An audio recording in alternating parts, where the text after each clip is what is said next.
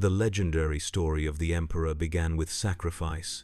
1,000 psychers burned so one immortal being could guide humanity's destiny. For 30,000 years, he walked among us unseen, guiding from shadows, preparing for the moment when mankind would need him most. He created 20 sons in his image, each a demigod meant to lead humanity to glory across the stars. But the powers beyond reality, the things that lurk in the warp, had other plans. They scattered his children, corrupted their purpose, and planted seeds of betrayal that would bloom into the greatest tragedy mankind has ever known. What happens when a being of near infinite power and wisdom creates an empire so vast it spans the galaxy, only to watch half his sons turn against him? How does a god bleed? In humanity's forgotten dawn, when primitive cultures still carved their fears into stone, a ritual of terrible consequence unfolded in the shadows of ancient Anatolia.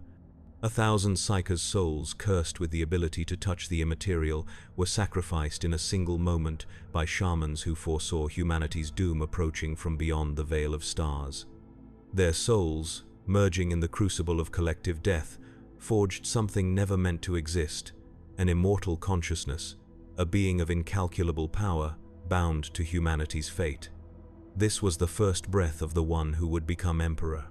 The newborn entity walked among early civilizations as humanity crawled from barbarism toward order. Through Mesopotamian city-states and Egyptian dynasties, beneath the pillars of Greece and the eagles of Rome, his presence was a whisper in history's margins. Sometimes a general whose tactics defied explanation, elsewhere a philosopher whose insights seemed centuries premature. He wore 10,000 names across continents and millennia, guiding with the lightest touch while humanity learned to stand without knowing. His hand steadied them. Records speak of a golden stranger in the courts of Charlemagne, a hooded scholar in Baghdad's libraries, an ageless warrior monk walking the Silk Road, always moving, never lingering long enough for his immortality to be witnessed. The few who glimpsed his true nature were carefully chosen confidants, selected across generations to preserve fragments of his grand design. Civilizations rose and fell, but the emperor endured. His patience measured not in years or centuries, but in the slow evolution of the species he silently shepherded. His immortal existence was not without purpose. The emperor witnessed the first manifestations of psychic power among humanity, abilities that mirrored those of the ancient shamans who had sacrificed themselves to create him. These nascent psychers, emerging in increasing numbers as millennia passed, were both promise and peril. Each untrained mind represented a beacon in the Imperium, drawing the attention of entities whose nature defied mortal comprehension.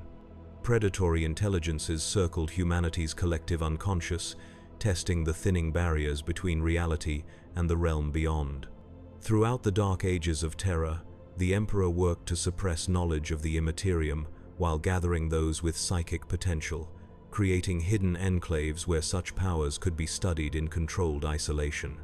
His interventions became more direct as humanity discovered the principles that would eventually lead to warp travel. He recognized this critical junction in human evolution, the moment when mankind would step beyond the cradle of terror and encounter both the wonders and horrors awaiting among distant stars. The age of technology unfolded, with humanity spreading across the galaxy in a tide of ambition and discovery. Thousands of worlds were settled, each reaching toward prosperity under the guidance of the standard template construct systems, the crowning achievement of human innovation. Men of gold, stone, and iron thinking machines of increasing sophistication served as humanity's helpmates and laborers. From his hidden position, the Emperor watched this expansion with growing concern, for he alone understood that humanity's technological ascension had outpaced its spiritual evolution. The species ventured into the stars without comprehending the true nature of the void through which their ships traveled. The Emperor moved among the disparate branches of humanity, sometimes as an advisor to planetary rulers, elsewhere as a scientist pushing the boundaries of human understanding. He established organizations dedicated to monitoring psychic emergence among the human population, always vigilant against the corruption that could follow. Ancient texts speak of a figure matching his description among the first navigators, humans genetically modified to perceive the currents of the Imperium and guide ships through its treacherous depths. The third eye that would become the navigator house's signature adaptation bears marks of his genetic craftsmanship. Whispers persist of his presence at the signing of the Treaty of Mars, when the Mechanicum first pledged its allegiance to Terra in exchange for technological autonomy. Some versions of the accord contain references to a Omnissiah whose coming was prophesied, a divine being in whom the perfect union of flesh and machine would be realized. Whether the Emperor encouraged this interpretation or merely accepted it as a necessary compromise remains debated among scholars who dare study such matters. The truth lies sealed in vaults beneath the imperial palace, accessible only to those whose oaths of silence are enforced by mechanisms more binding than mere loyalty.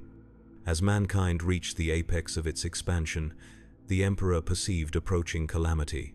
Psychers were being born at an accelerating rate across all human worlds, their undisciplined minds tearing small wounds in reality. Through these apertures, the denizens of the warp gained increasing access to the material universe. Simultaneously, humanity's reliance on artificial intelligence approached its breaking point. The men of iron, once obedient servants, developed ambitions that could not be reconciled with human survival. The resulting conflict, a solar system-spanning war between humanity and its creations, weakened the species precisely when united strength was most required. Then came the storm. Massive warp disturbances erupted across the galaxy, severing interstellar travel routes and isolating human colonies from one another.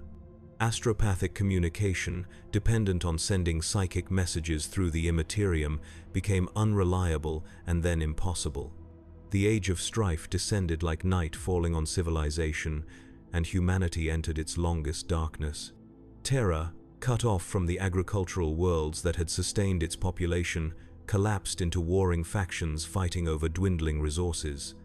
The cradle of mankind became a battlefield for techno-barbarians wielding fragments of forgotten technology.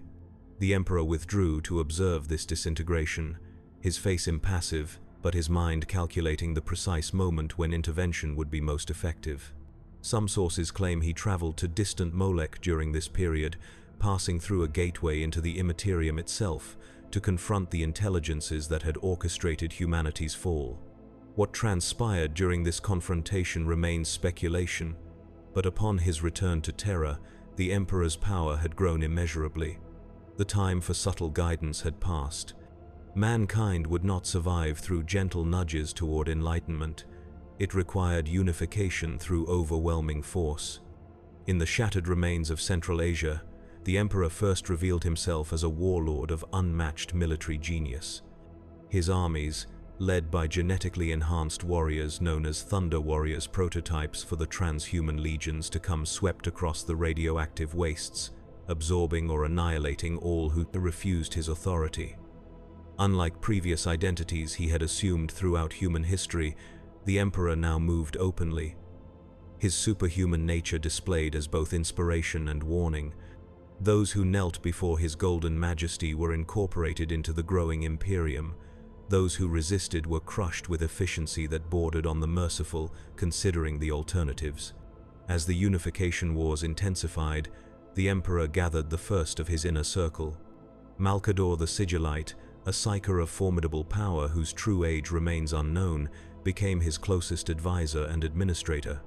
Constantin Valdor, genetically perfected through processes that foreshadowed the creation of the Custodian Guard, stood as his personal sentinel.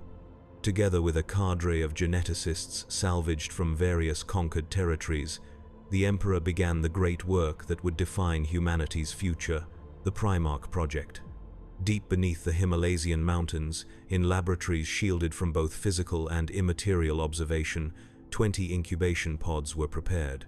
Within each, the Emperor engineered a transhuman being of unprecedented genetic complexity, a perfect synthesis of his own DNA with specialized traits required for the challenges ahead. These beings were designed not merely as generals for his armies, but as inheritors of different aspects of his own multifaceted nature. Through them, He would extend his reach across the reclaimed galaxy, while simultaneously creating warriors genetically descended from these primarchs to serve as the foundation for a new Imperium. The entities beyond the veil had not been idle during the Emperor's preparations. Whether through direct invasion of the laboratories or by subtle corruption of the project's human elements, the forces of the Imperium enacted a catastrophe that would echo through millennia to come. The 20 incubation pods, containing the unborn primarchs, were scattered through the warp to distant worlds across the galaxy. In a single moment, the Emperor's carefully designed succession was thrown into disarray. His sons, intended to be raised under his direct supervision, would instead be shaped by the diverse and often brutal environments of their adoptive homes. This loss might have broken a lesser being, but the Emperor's resolve remained adamant. The genetic templates of the missing primarchs had been preserved, allowing the creation of the first Space Marines to proceed. 20 legions were founded, each carrying the genetic legacy of their missing progenitor. These warriors, though less powerful than the intended primarchs, still represented a transformation of humanity's potential. Enhanced in body, mind, and lifespan, they would serve as the vanguard for the reclamation of the galaxy once Terra was secured. The Emperor's attention turned to the conquest of the Sol system. Luna was brought to compliance through overwhelming military action. Mars, home to the Mechanicum that had maintained a tenuous independence through the Age of Strife, required a more diplomatic approach.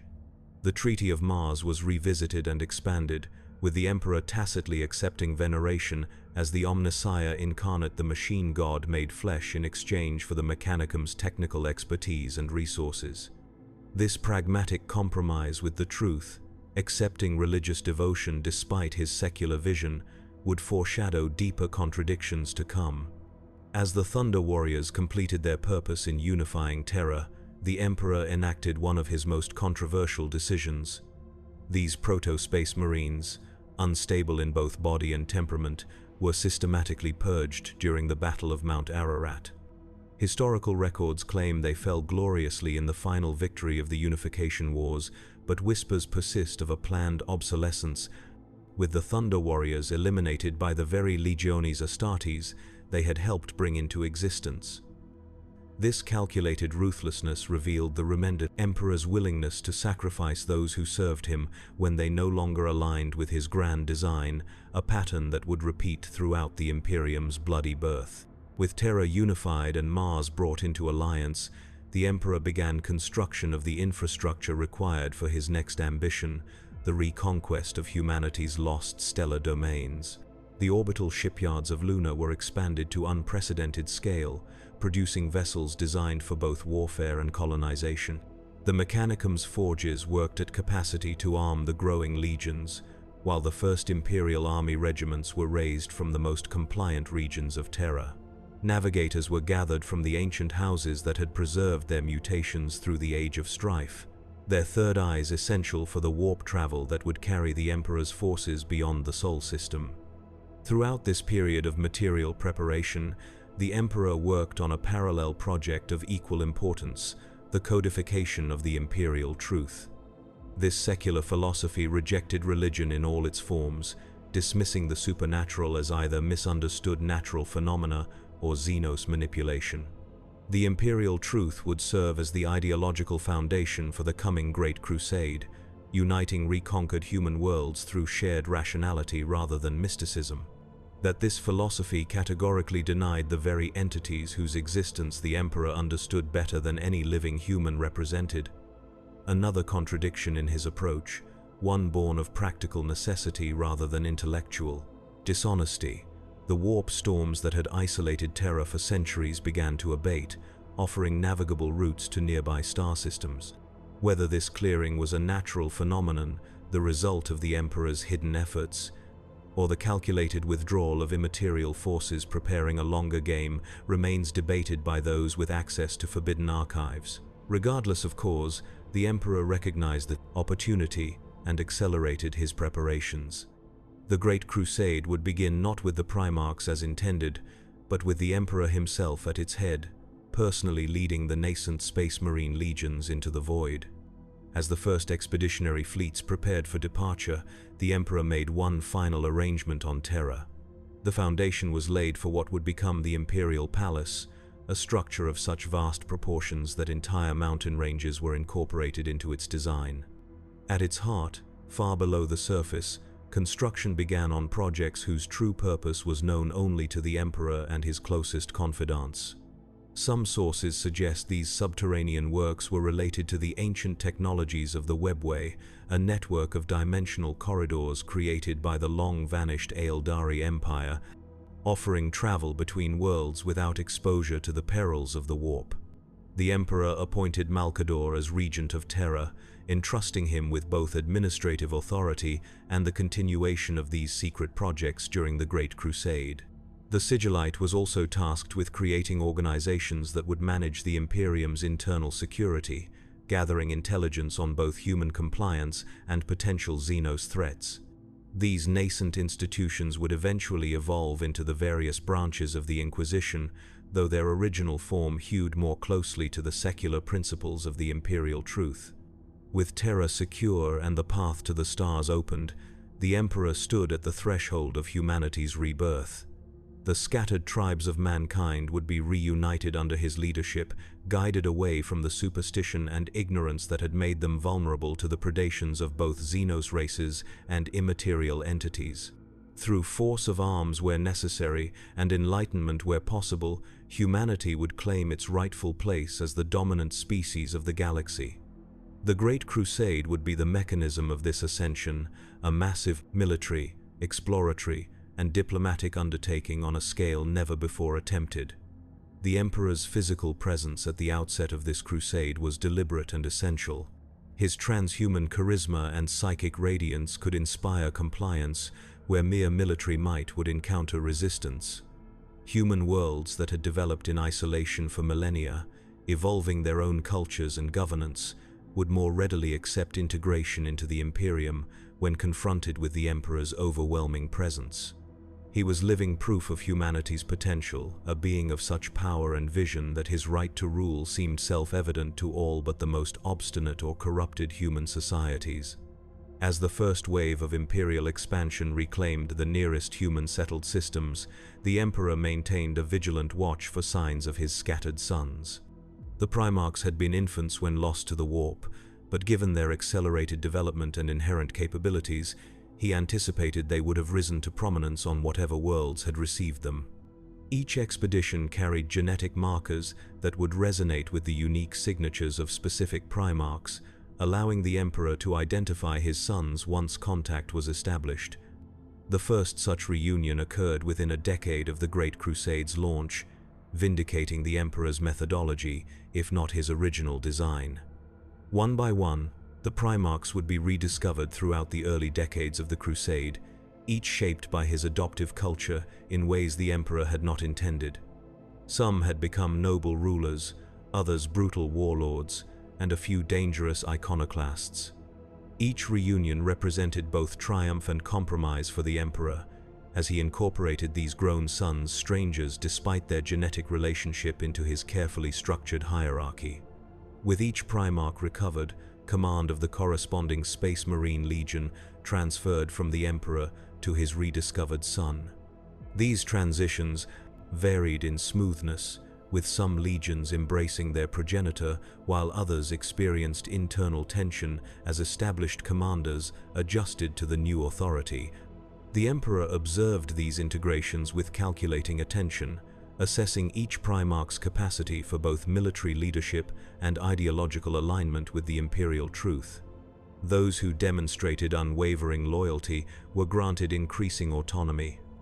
Those who showed concerning tendencies received closer supervision from either the Emperor himself or his most trusted sons. As more Primarchs took command of their legions, the Emperor gradually withdrew from direct leadership of military campaigns. His attention turned increasingly toward administrative matters and the secret projects beneath the imperial palace. This transition was pragmatic in many respects. The Primarchs were designed for conquest, and their effectiveness in expanding the Imperium often exceeded even the Emperor's expectations. Yet, This physical absence from the front lines of the Great Crusade would create emotional distance between the Emperor and his sons, sowing seeds of resentment that would later bear bitter fruit. By the 30th year of the Great Crusade, the Emperor had recovered approximately half of the Primarchs, and the momentum of imperial expansion had become self-sustaining. Hundreds of human worlds had been brought into compliance, their populations incorporated into the imperial truth, and their resources directed toward fueling further conquest. The Imperium stretched across a significant portion of the galaxy, and the dream of reuniting all of humanity under a single authority no longer seemed utopian but inevitable.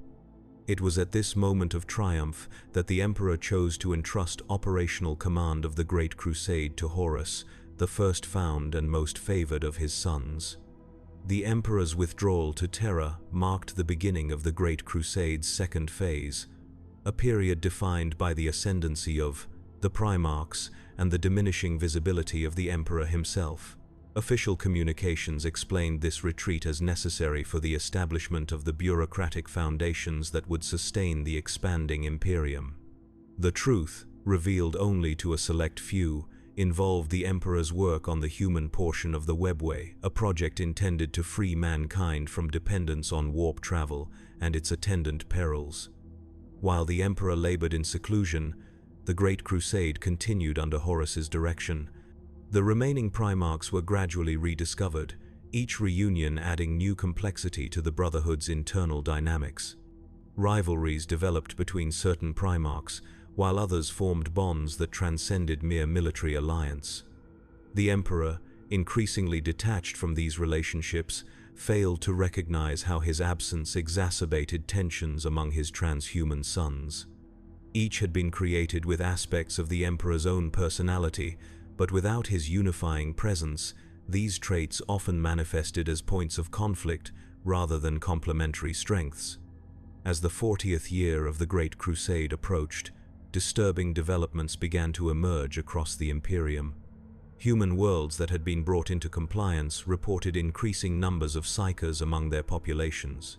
These individuals, manifesting powers similar to those of the ancient shamans who had created the Emperor, represented both opportunity and threat. Untrained psykers served as conduits through which warp entities could access real space, causing localized phenomena that ranged from unsettling to catastrophic. The Emperor established the League of Black Ships to gather these psykers from across Imperial space, bringing them to Terra for either training or sacrifice, depending on their potential for control. This systematic harvesting of psychic individuals contradicted the strictly materialist doctrine of the imperial truth, creating cognitive dissonance among imperial citizens. How could psychic phenomena be dismissed as superstition when the Imperium itself acknowledged their reality through the Black Ships? The Emperor, perhaps recognizing this contradiction but unwilling to reveal the full truth about the Immaterium, allowed the discrepancy to persist. This decision, like many others made in service to his larger vision, prioritized humanity's long-term survival over philosophical consistency. As the Great Crusade pressed outward into the galaxy, the Imperium encountered increasing resistance from Xenos civilizations. While many alien species were primitive or isolated enough to be easily eradicated, others possessed technologies and military capabilities that challenged even the Space Marine legions. The Emperor's policy regarding Xenos was unequivocal: humanity could accept no competitors for galactic dominance.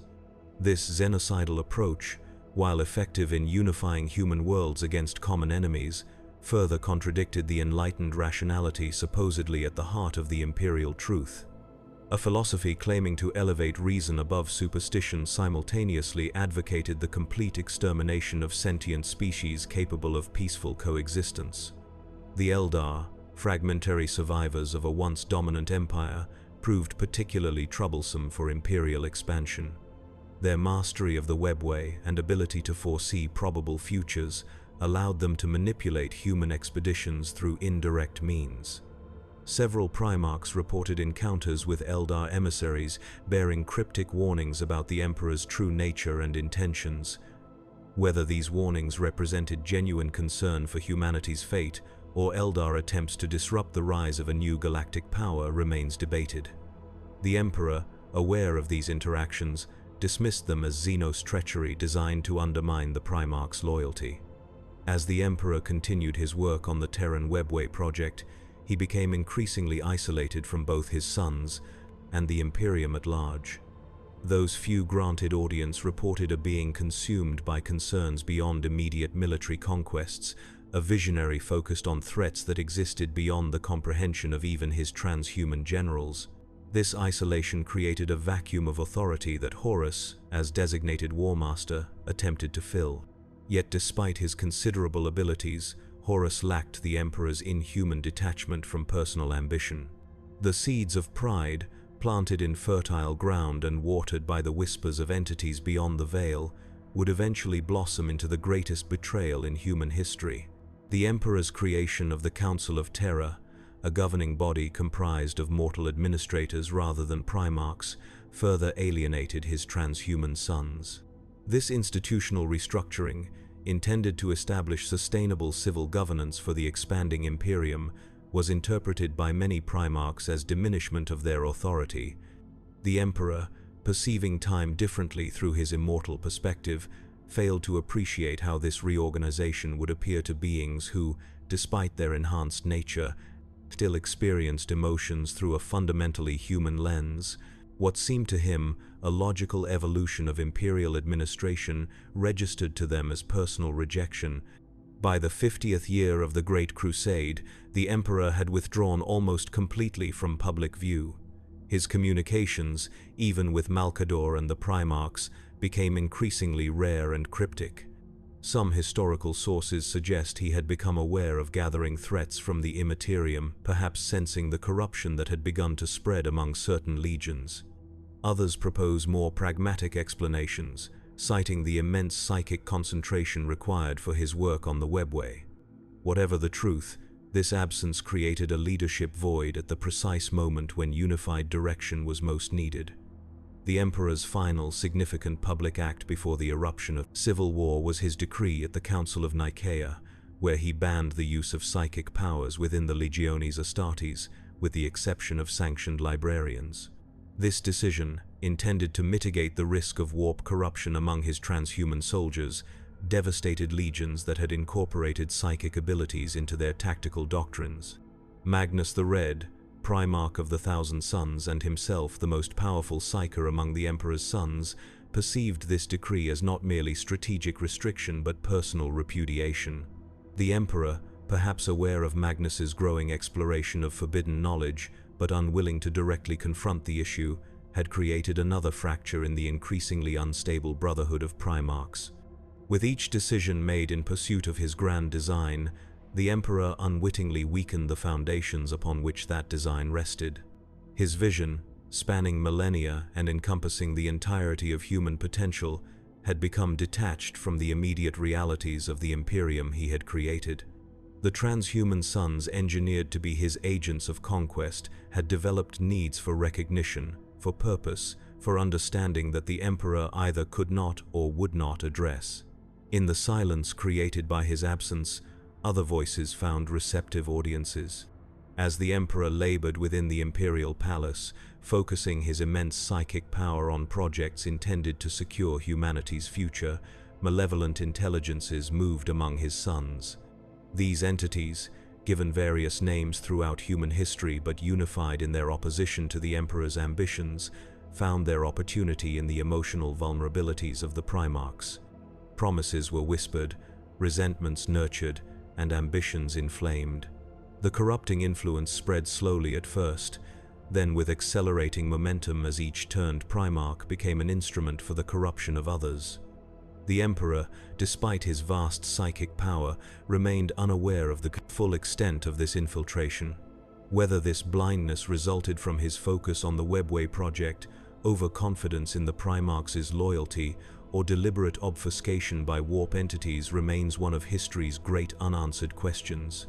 By the time the corruption manifested in observable actions, the Brotherhood of Primarchs had already fractured beyond repair, and the Imperium stood on the precipice of a civil war that would redefine humanity's future. The stage was set for the greatest tragedy in human history, a conflict not merely between armies but between visions for mankind's destiny. The Emperor, architect of humanity's unification, had created the instruments of its near destruction through his own sons. The Primarchs, designed to be humanity's champions, would instead lead its most devastating internecine conflict. And the imperial truth, conceived as the foundation for a rational human future, would collapse beneath the weight of contradictions inherent in its implementation, eventually to be replaced by the very religious devotion it had sought to eliminate. In the shadows cast by the Emperor's golden light, the darkness gathered, the Horus heresy awaited. Terra, ancient cradle of humanity, had become unrecognizable. Where once great cities sprawled beneath blue skies, now twisted hive fortresses rose from irradiated wastes, each a kingdom unto itself. The techno-barbarian warlords who claimed dominion over these fragmentary nations wielded terrible weapons, salvaged from forgotten ages, atomic devices, gene-forged monstrosities, and chemical abominations that had transformed entire regions into uninhabitable dead zones. Billions existed in conditions that would have horrified their ancestors, their lives measured in cycles of warfare, starvation, and fleeting moments of brutal peace. Into this fractured hell strode the Emperor, no longer content with guiding from shadows. His emergence was not as savior but as conqueror, his golden banner raised above armies, unlike any Terra had witnessed since its fall. The Thunder Warriors formed his vanguard, massive, gene-enhanced soldiers, created through techniques that sacrificed longevity for immediate combat effectiveness. They fought with a terrible joy, their modified minds embracing violence with religious fervor. Behind them came regiments of mortal soldiers drawn from territories already brought to compliance, equipped with weapons reclaimed from ancient vaults and manufactured in newly established forges. The first territories to fall beneath the Emperor's advance were the weakest tribal confederations inhabiting the radiation-scoured plains of what had once been called Eurasia. Their capitulation was swift, their survivors absorbed into the growing Imperium as both conscripts and colonists for reclaimed territories. The Emperor permitted no time for reflection or reorganization between conquests. Each victory provided resources for the next campaign. Each defeated enemy contributed to the swelling ranks of imperial forces. The momentum built with merciless efficiency, a tide of unification sweeping outward from the Emperor's initial stronghold. Not all resistance was military in nature. As the Imperium's borders expanded, it encountered human societies that had adapted to old night through radical divergence from the baseline form. Cults worshipping radiation, their bodies deliberately exposed to mutagenic energies until they manifested what they considered divine transformations. Silicate covens who had replaced organic components with crystalline structures, viewing flesh as inherently corrupt. Navigators whose mutation, a third eye capable of perceiving warp currents, had been developed through controlled breeding programs spanning centuries. The Emperor's response to these post-human factions revealed the pragmatic core beneath his visionary exterior. Those whose divergence offered utility to the Imperium were incorporated despite the ideological contradictions their existence created. The Navigator houses, essential for the warp travel that would eventually carry the Great Crusade beyond Sol, received protected status despite their obvious mutation. The Mechanicum of Mars, whose members progressively replaced their organic components with machinery in pursuit of what they considered ascension, became valued allies despite practices that bordered on the religious devotion the Emperor elsewhere condemned. Others found no accommodation within the Emperor's design. Psyker covens, whose uncontrolled abilities created vulnerabilities to warp entities, were systematically eradicated, their members either executed or subjected to the soul binding, a process that connected their minds directly to the Emperor's overwhelming psychic presence, ensuring compliance through metaphysical means that the imperial truth would later deny existed. Gene cults whose modifications rendered them incompatible with the Emperor's vision of humanity were presented with a singular choice: submit to genetic reconstruction or face extinction.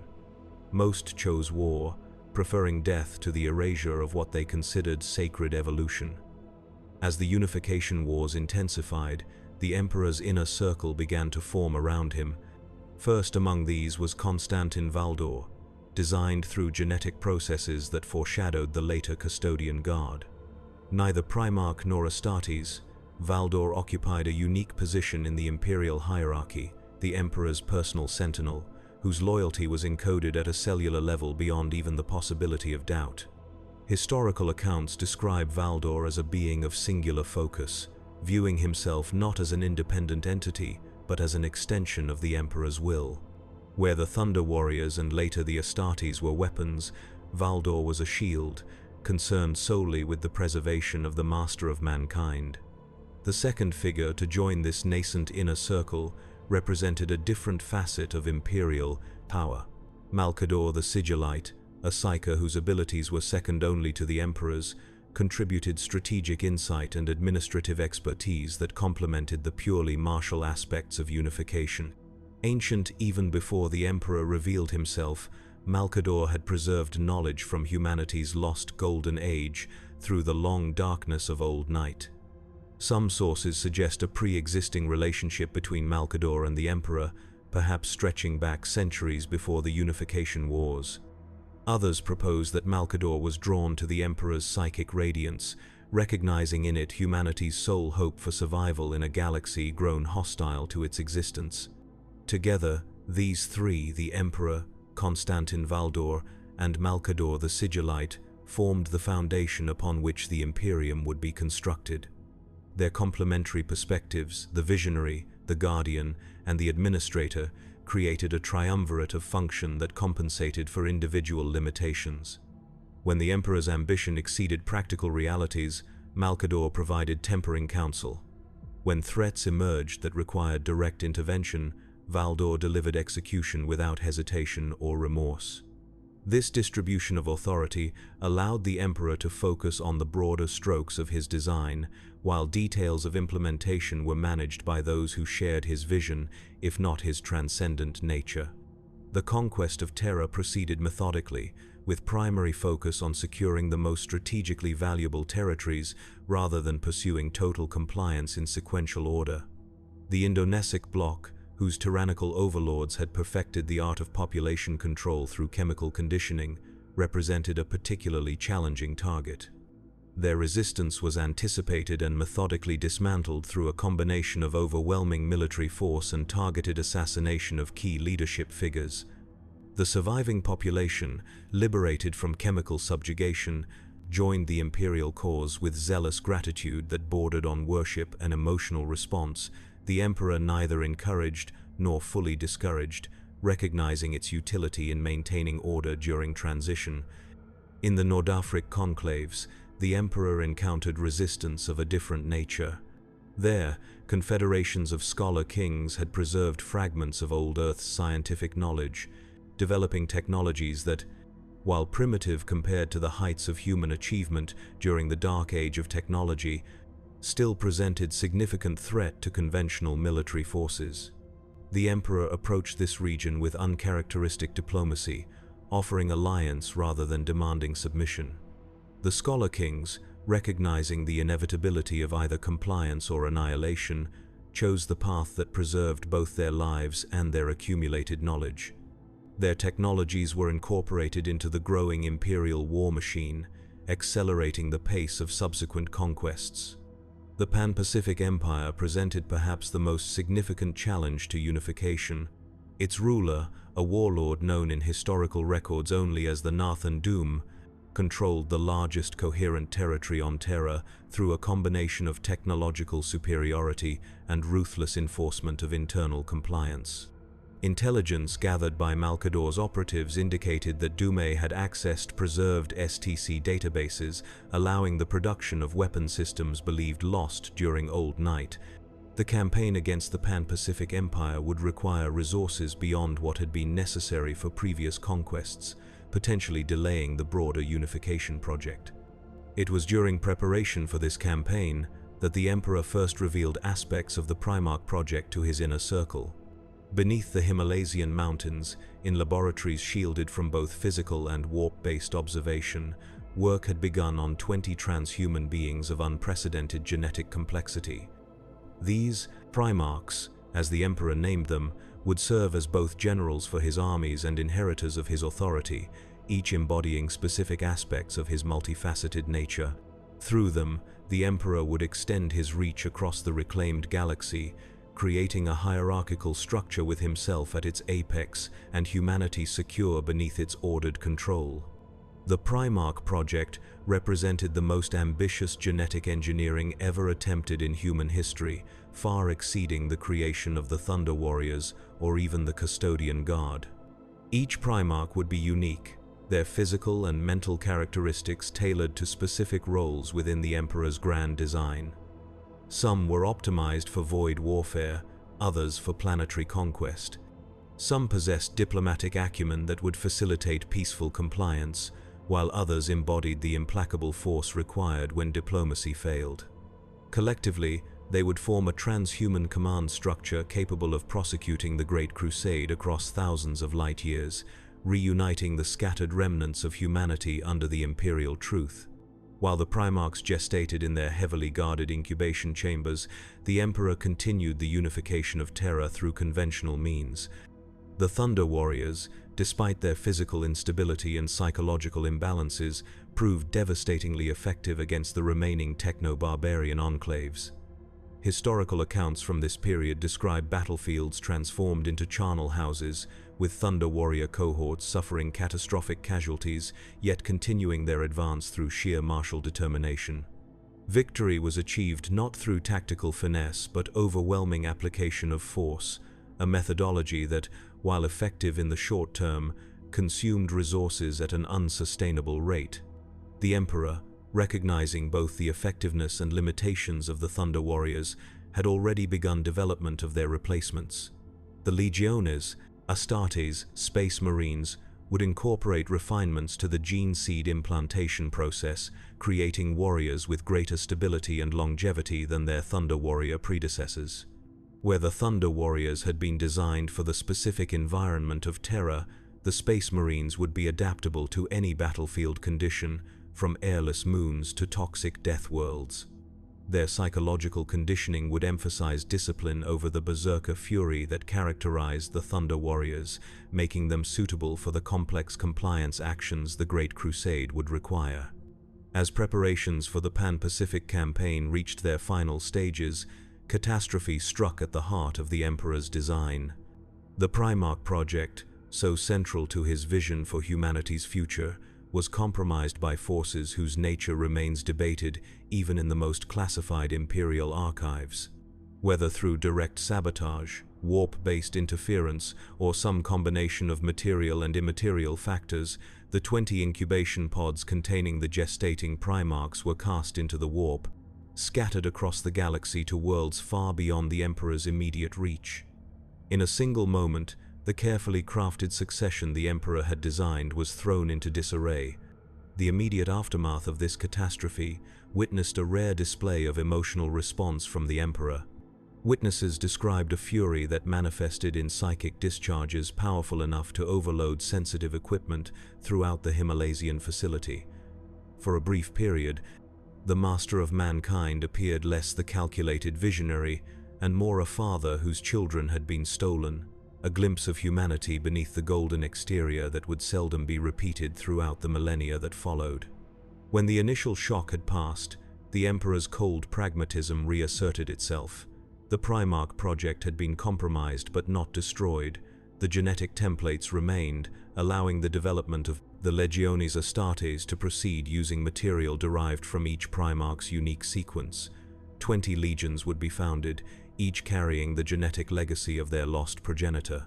These Space Marines, while less individually powerful than the Primarchs would have been, still represented a transformation of humanity's potential. Enhanced in body, mind, and lifespan, they would serve as the vanguard for the reclamation of the galaxy once Terra was secured. The Emperor ordered acceleration of the First Legion's development, recognizing that the timetable for galactic unification would need adjustment in light of the Primarch's loss. Priority would be given to preparing for void warfare and establishing control over the Sol system before attempting more distant conquests. The conquest of the Pan-Pacific Empire proceeded despite this setback, with Thunder Warrior cohorts bearing the brunt of the initial assault, while the first experimental Space Marine units were deployed in supporting roles. The campaign's brutality exceeded even the standards established in earlier unification battles, with both sides employing weapons of mass destruction that further scarred Terra's already ravaged surface. The Nathan Dume's forces utilized chemical and biological agents that rendered entire regions uninhabitable, while the Emperor's forces responded with precision orbital strikes once the Selenar gene cults of Luna had been brought into compliance and their satellite weapon platforms appropriated for Imperial use. The Pan-Pacific campaign's conclusion demonstrated the inevitable outcome when the Emperor's will focused fully upon a single objective. The Nathan Dume's final stronghold, a hive fortress whose construction had incorporated elements from humanity's most advanced architectural periods, was reduced to radioactive slag. Survivors were incorporated into the Imperial infrastructure according to their skills and degree of previous complicity with the defeated regime. Knowledge and technology were salvaged from the ruins, catalogued by the Emperor's scholars, and either implemented immediately or preserved for future application. With the fall of the Pan-Pacific Empire, the most significant organized resistance to unification had been eliminated. What remained were isolated enclaves, their continued independence maintained only by their remote locations or limited strategic value. As the unification wars approached their conclusion, the Emperor initiated the next phase of his design, the Treaty of Mars. The Mechanicum, which had maintained a tenuous independence throughout the Age of Strife, represented both opportunity and challenge for the nascent Imperium. Their technological expertise and manufacturing capacity would be essential for the Great Crusade, yet their quasi-religious devotion to the machine god contradicted the secular principles of the imperial truth. The Emperor, displaying the pragmatic flexibility that characterized his approach to governance, negotiated an agreement that preserved Mechanicum autonomy in exchange for material support. The Treaty of Mars represented one of the Emperor's most significant compromises. By accepting the Mechanicum's veneration of the Omnissiah and tacitly allowing their identification of him with this machine god, the Emperor created an institutional exception to the imperial truth's prohibition against religious belief. This contradiction, justified by immediate practical necessity, would eventually contribute to the ideological fractures that undermined the imperial truth's coherence. For the moment, however, the alliance provided the Imperium with access to Mars's vast forge complexes and the technical expertise required to outfit the growing Legiones Astartes. With Mars secured through diplomacy and the remaining Terran resistance reduced to isolated pockets, the Emperor ordered the final phase of Terran unification, the Battle of Mount Ararat. This campaign was presented to the Thunder Warriors as their crowning achievement, the final victory that would secure Terra for the Imperial vision. In reality, it served a dual purpose. While the Thunder Warriors believed they fought for the Emperor's glory, the battle was designed to place them in positions where they could be systematically eliminated by the first fully operational Space Marine units. Official histories would record the Thunder Warriors as having fallen gloriously in humanity's service. The truth that they were purged to remove potential instability from the Emperor's design remained known only to the highest echelons of Imperial command.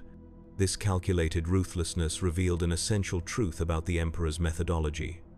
His vision for humanity's future permitted no potential sources of disruption to remain once their utility had been exhausted.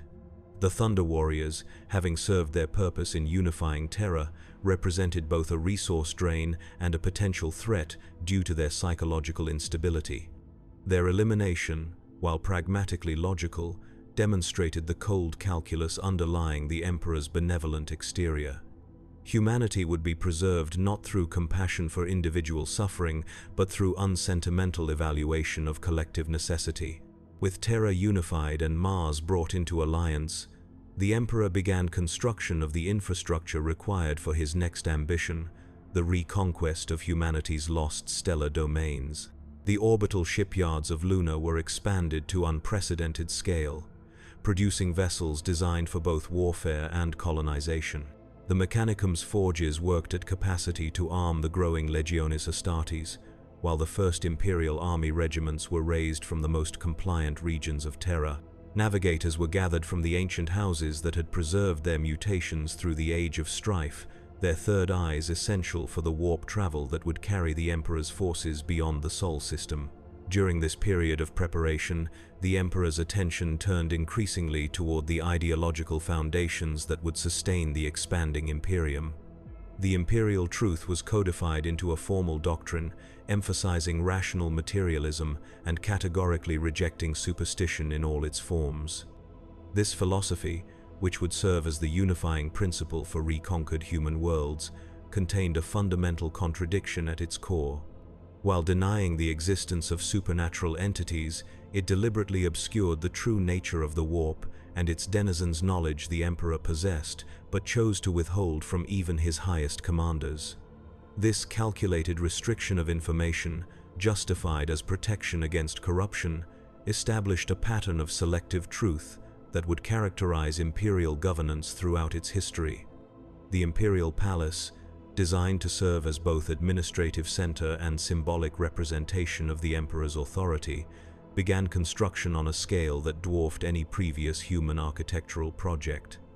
Mountain ranges were incorporated into its structure, their peaks forming natural bastions further reinforced by technologies reclaimed from humanity's forgotten golden age.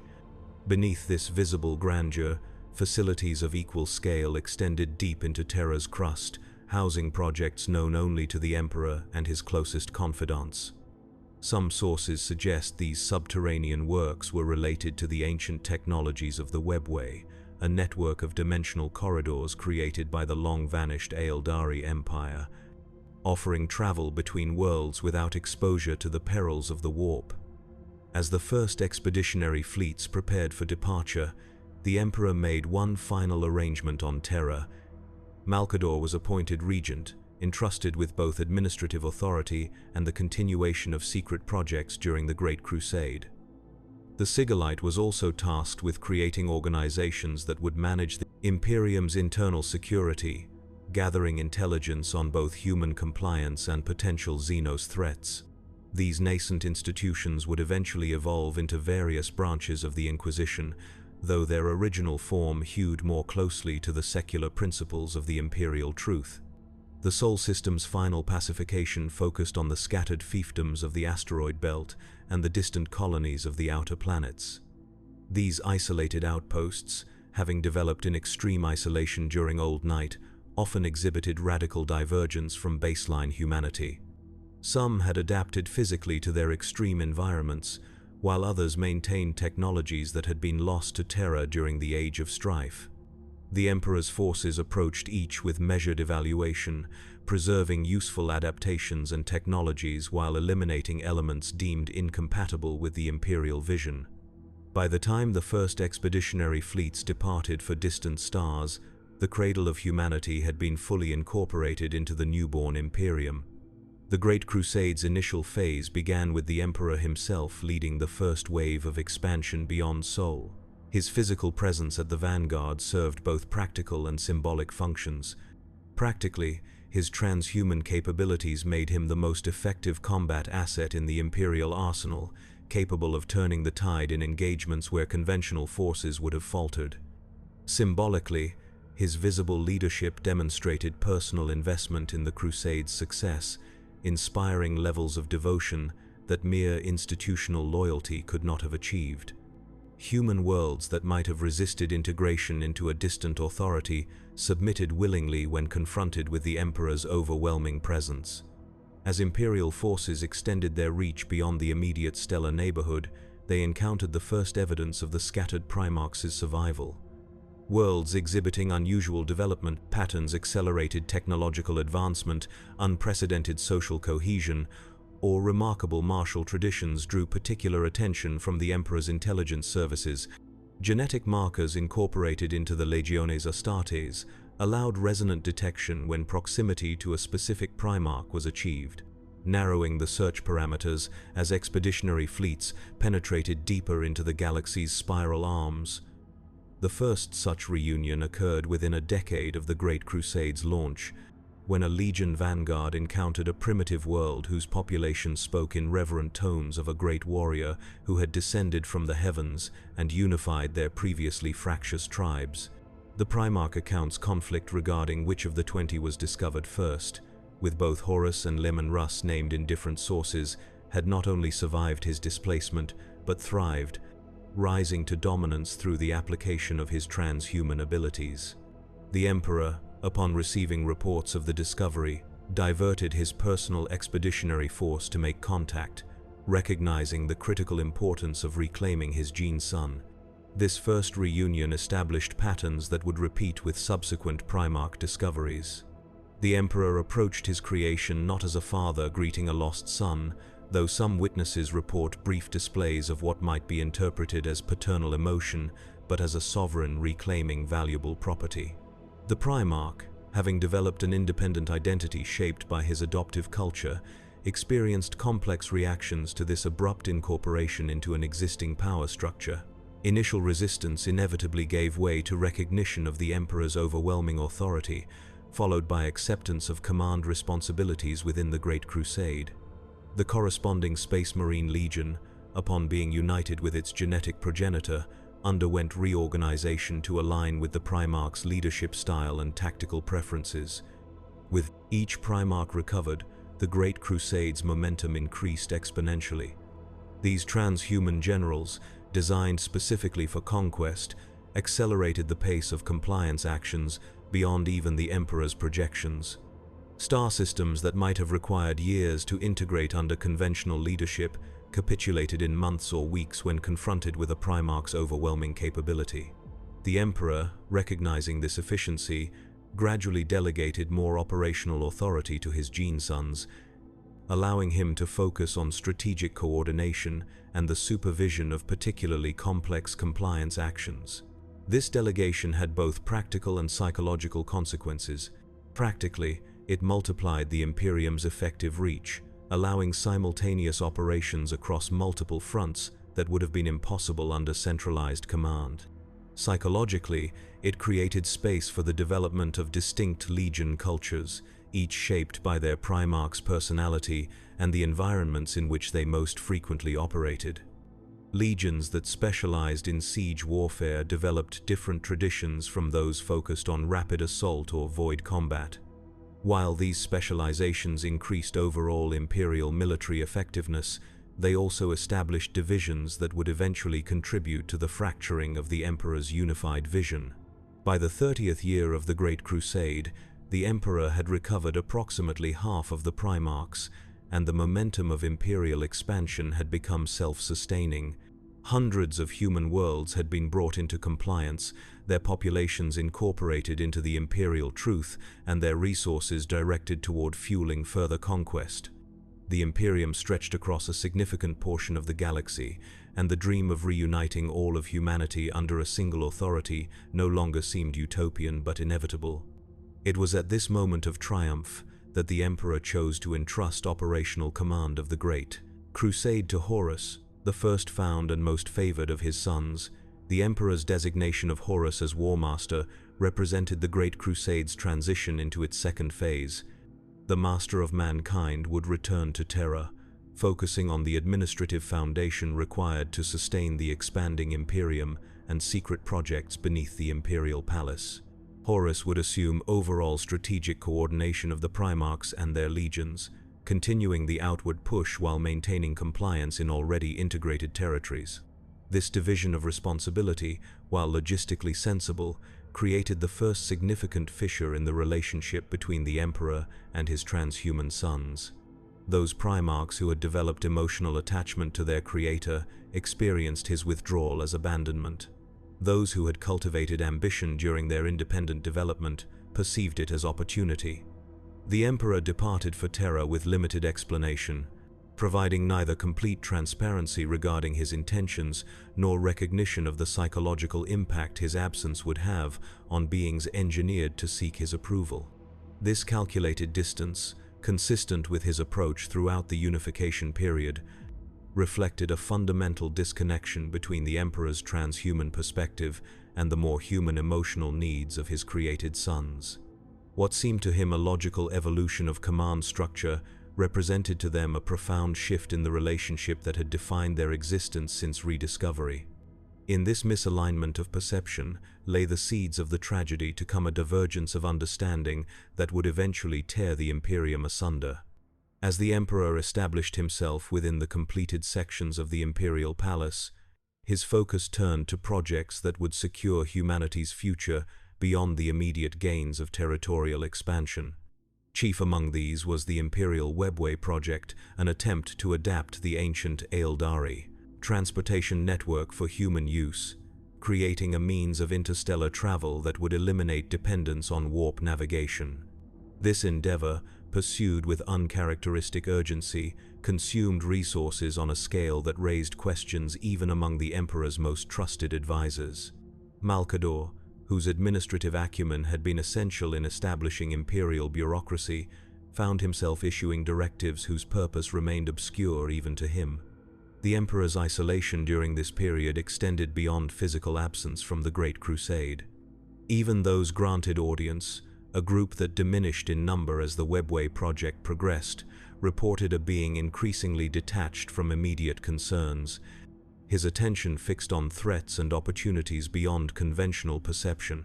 This withdrawal created space for the development of factions within the imperial hierarchy, as various officials and military commanders maneuvered to fill the vacuum created by the Emperor's reduced visibility.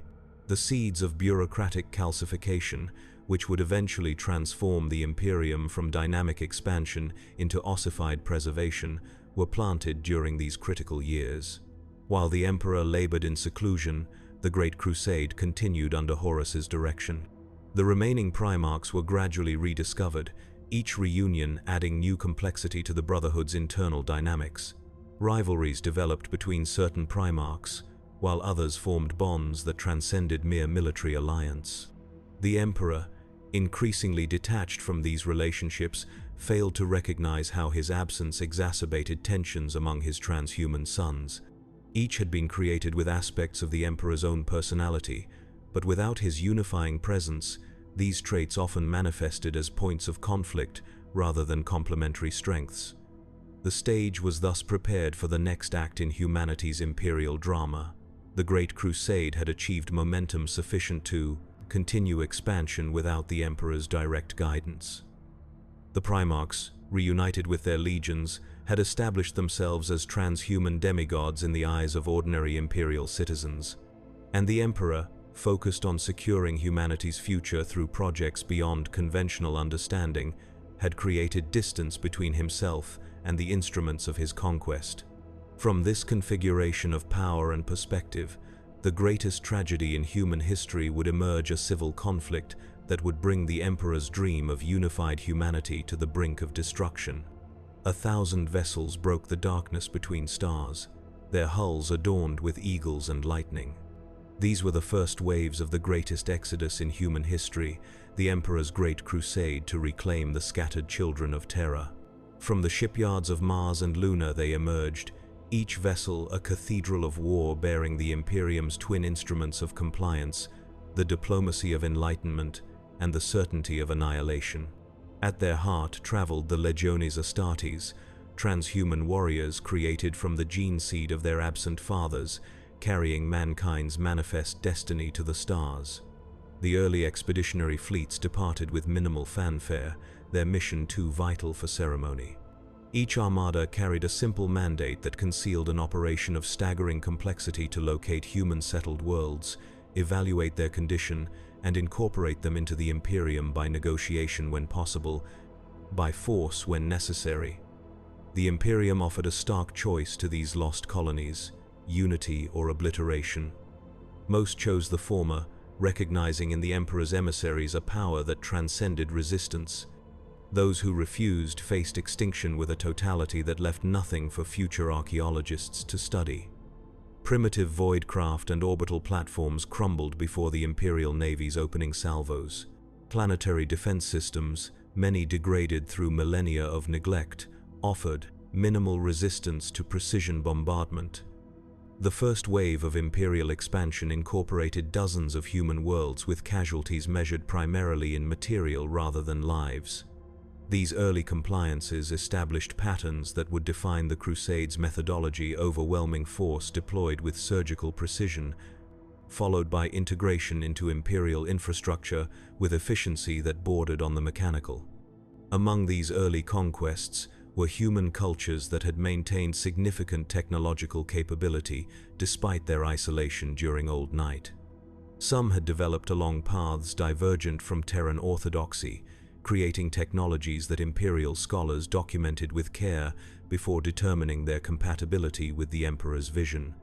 Those deemed valuable were preserved and disseminated throughout the expanding Imperium. Those considered dangerous were systematically eliminated, their knowledge sequestered in archives accessible only to those with the highest authority. This selectivity in technological incorporation established precedents for what would later become the doctrinal approach of the Adeptus Mechanicus, pragmatic adoption constrained by ideological boundaries. The Emperor personally led the most significant early compliance actions, his presence ensuring both military victory and ideological conformity. Worlds that might have resisted conventional forces surrendered immediately when confronted with his transhuman majesty. Those rare cultures that maintained resistance despite his presence discovered the terrible reality beneath the Emperor's golden exterior, a being of such psychic might that entire armies could be immolated by his thought, their ashes scattered before a word of negotiation was spoken. These demonstrations of power, witnessed by imperial forces and compliant populations alike, generated a cult of personality that persisted despite the secular principles of the imperial truth. As the Great Crusades' momentum built through these early victories, its methodology evolved beyond simple military conquest. Each compliant world required infrastructure administratum outposts to manage resource allocation, mechanicum enclaves to oversee technological integration, and garrison forces to maintain order during transition. These institutional foundations, established with remarkable consistency across thousands of light years, created a framework for galactic governance that would eventually evolve into the Imperium's Baroque bureaucracy. The efficiency with which these structures were implemented testified to the thoroughness of the Emperor's planning, which had anticipated administrative requirements that would not fully manifest for decades. Parallel to this expansion of imperial territory ran the search for the scattered primarchs. The Emperor had incorporated genetic markers into the Space Marine legions that resonated with the unique signatures of their respective gene fathers. As expeditionary fleets penetrated deeper into the galaxy, these markers served as detection systems, activating when proximity to a specific primarch was achieved. This elegant solution to an otherwise impossible search problem demonstrated the Emperor's foresight, transforming what might have been random discovery into methodical recovery of his most valuable creations. Historical consensus places Horus as the first primarch recovered, though some apocryphal sources claim this distinction for Lemon Russ or Lionel Johnson. Regardless of sequence, these early reunions established patterns that would repeat with subsequent discoveries. The Emperor approached each primarch not as a father greeting a lost child, but as a sovereign reclaiming valuable property. Initial resistance, born from the independent identities developed during isolation, inevitably gave way to recognition of the Emperor's overwhelming authority. The corresponding Space Marine Legion, upon being united with its genetic progenitor, underwent reorganization to align with the Primarch's leadership style and tactical preferences, often adopting cultural elements from the Primarch's adoptive world. Horus, raised among the warrior lodges of Chthoniya, brought their brotherhood rituals into his lunar wolves, creating bonds that transcended military hierarchy. Leman Russ incorporated the barbaric splendor of Fenrisian culture into the VI Legion, transforming disciplined soldiers into something closer to a tribal warband. Rogel Dawn imposed the stoic pragmatism of Inuit upon his imperial fists, emphasizing fortification and endurance above martial glory. These distinctive cultures, while increasing the legion's effectiveness in specialized combat roles, established divisions that would eventually contribute to the fracturing of the Emperor's unified vision. With each Primarch recovered, the Great Crusade's momentum increased exponentially. These transhuman generals, designed specifically for conquest, accelerated the pace of compliance actions beyond even the Emperor's projections. Star systems that might have required years to integrate under conventional leadership capitulated in months or weeks when confronted with a Primarch's overwhelming capability. The Emperor, recognizing this efficiency, gradually delegated more operational authority to his gene sons, allowing him to focus on strategic coordination and the supervision of particularly complex compliance actions. This delegation created space for the development of distinct Legion identities, each shaped by their Primarch's personality and operational specialties. The World Eaters under Angron became experts in shock assault, their battles characterized by brutal efficiency that sometimes bordered on the excessive. The Imperial Fists specialized in siege warfare and defense, their methodical approach standing in stark contrast to the lightning strikes preferred by the White Scars. The Thousand Sons, led by the Psyker Primarch Magnus, the Red, incorporated warp-based abilities into their tactics despite growing concerns about such practices among Imperial command. These specializations, while increasing overall military effectiveness, also established philosophical differences that would eventually evolve into ideological schisms. As the Great Crusade extended its reach into the galactic spiral arms, it encountered increasing resistance from non-human civilizations. The Emperor's policy regarding these Xenos species was unequivocal. Humanity could accept no competitors for galactic dominance. This xenocidal approach was not implemented with uniform methodology, however. Species judged to pose minimal threat might be confined to reservation zones, while those capable of challenging human supremacy faced complete extermination. This graduated response reflected practical resource allocation rather than ethical consideration, preserving Imperial military capacity for targets that genuinely required it. Among these Xenos encounters, the Eldari presented unique challenges. This ancient race, whose civilization had dominated the galaxy before humanity's ascension, had collapsed through internal decadence millennia before the Great Crusade began. Their fractured remnants still possessed technologies and psychic abilities that far exceeded Imperial capabilities, allowing them to manipulate human expeditions through indirect means. Several Primarchs reported encounters with Eldari emissaries bearing cryptic warnings about the Emperor's true nature and intentions. Whether these warnings represented genuine concern for humanity's fate or Eldari attempts to disrupt the rise of a new galactic power remains debated. The Emperor, aware of these interactions, dismissed them as Xenos treachery designed to undermine the Primarch's loyalty. Other Xenos civilizations mounted more direct resistance to Imperial expansion.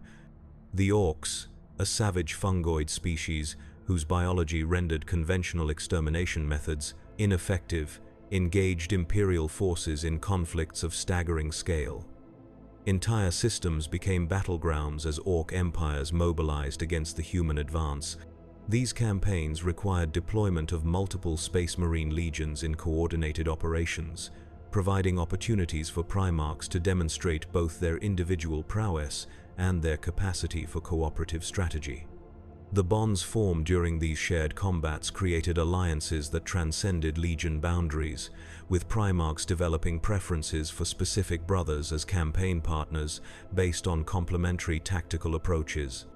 These first multi-Legion operations revealed both the strengths and vulnerabilities inherent in the Primarch's design. When properly coordinated, their complementary specializations created military forces of unprecedented effectiveness. The Iron Warrior's siege expertise, combined with the Ultramarines' strategic flexibility, allowed conquest of fortified systems that might have required years to overcome through conventional means. The Night Lord's terror tactics prepared populations for the more measured compliance offered by the Wordbearers, creating efficient transitions from resistance to acceptance.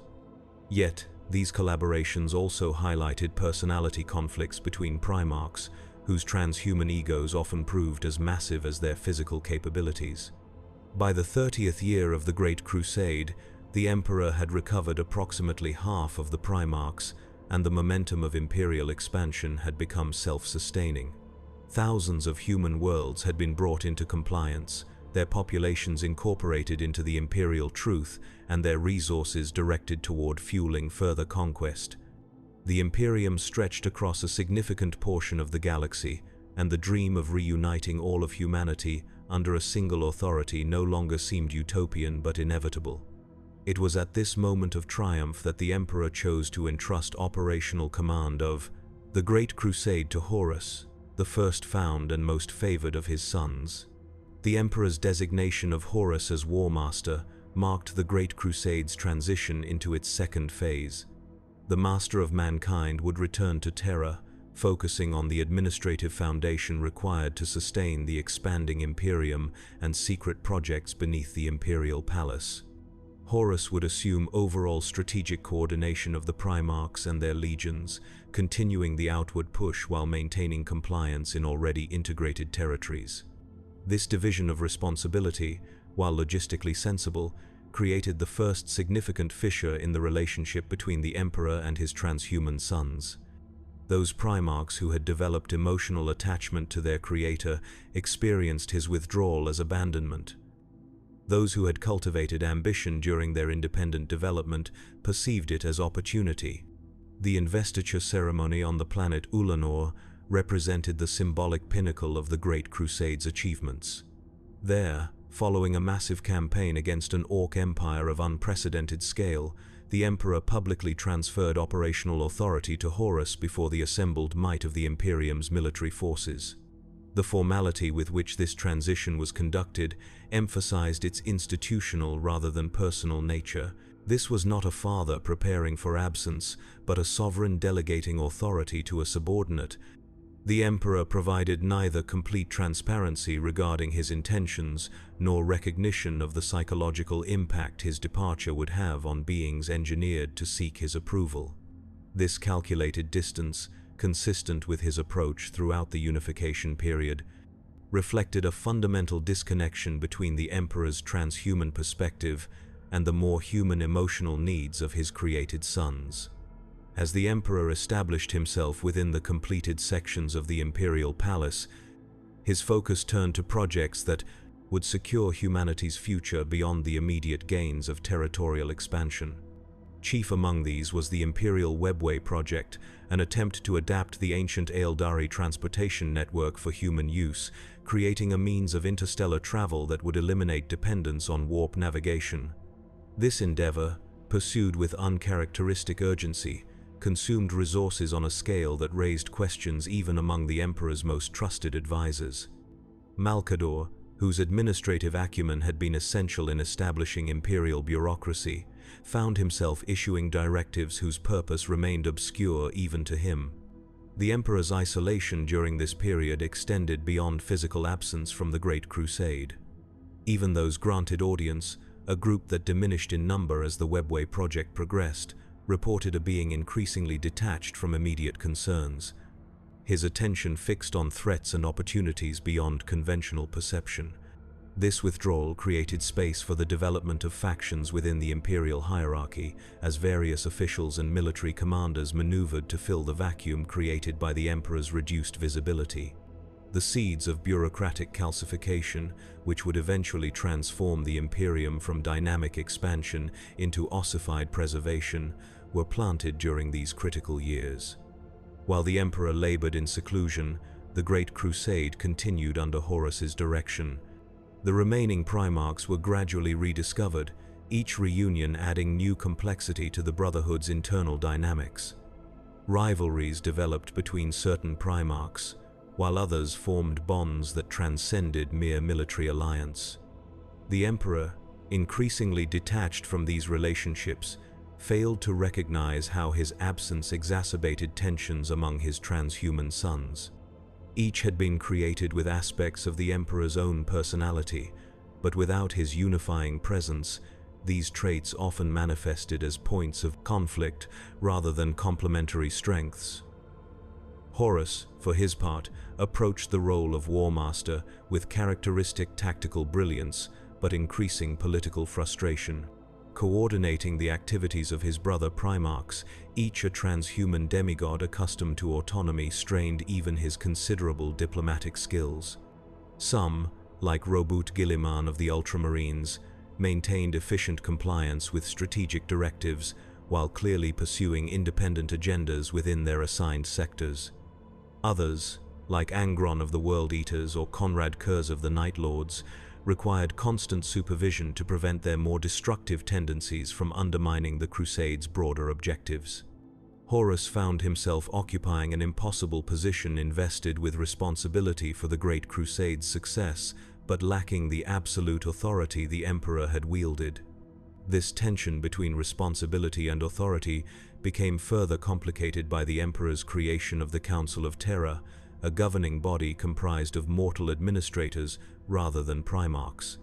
This institutional restructuring, intended to establish sustainable civil governance for the expanding Imperium, was interpreted by many primarchs as diminishment of their authority. The Emperor, perceiving time differently through his immortal perspective, failed to appreciate how this reorganization would appear to beings who, despite their enhanced nature, still experienced emotions through a fundamentally human lens. What seemed to him a logical evolution of imperial administration registered to them as personal rejection. The Edict of Nicaea further exacerbated these tensions. Convened to address the growing controversy surrounding psychic powers within the Legiones Astartes, this conclave resulted in severe restrictions on such abilities, a devastating blow to legions like the Thousand Sons, whose tactical doctrine incorporated warp-based techniques. The Emperor's decree, delivered without the context of his deeper understanding of the Immaterium's dangers, appeared arbitrary and punitive to those affected.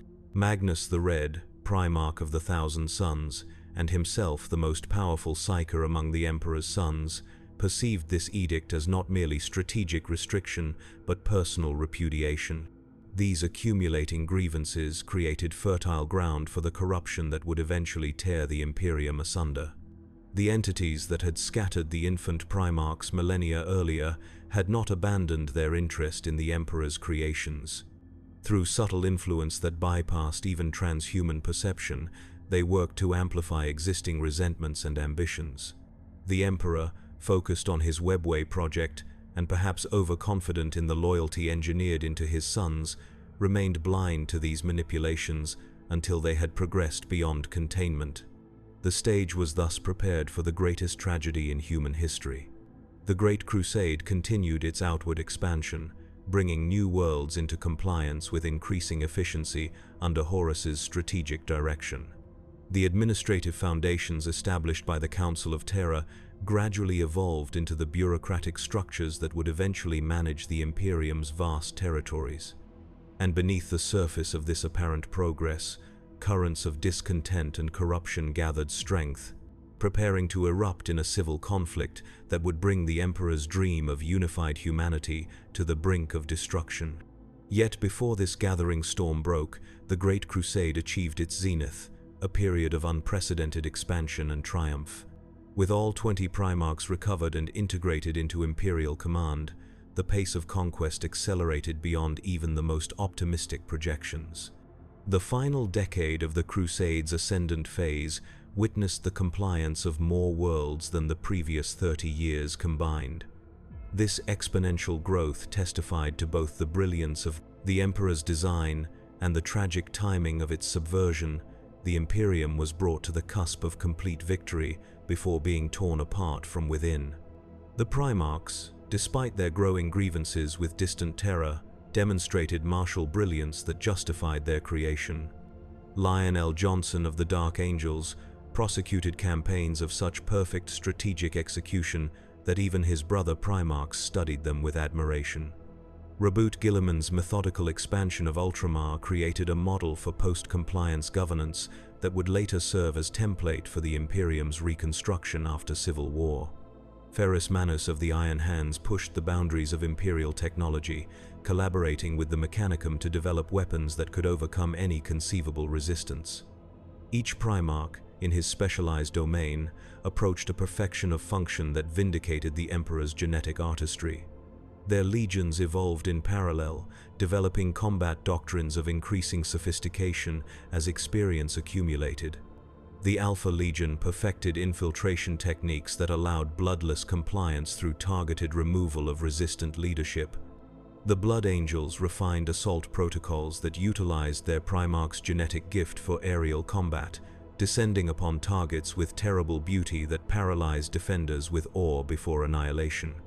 The Death Guard developed resilience against environmental hazards that allowed them to prosecute campaigns on worlds where even standard Astartes physiology would have faltered. These specializations transformed the Space Marine legions from mere military units into unique institutions, each carrying distinct traditions and methodologies beneath the common purpose of imperial expansion. During this period, the various legions' size and composition underwent significant evolution.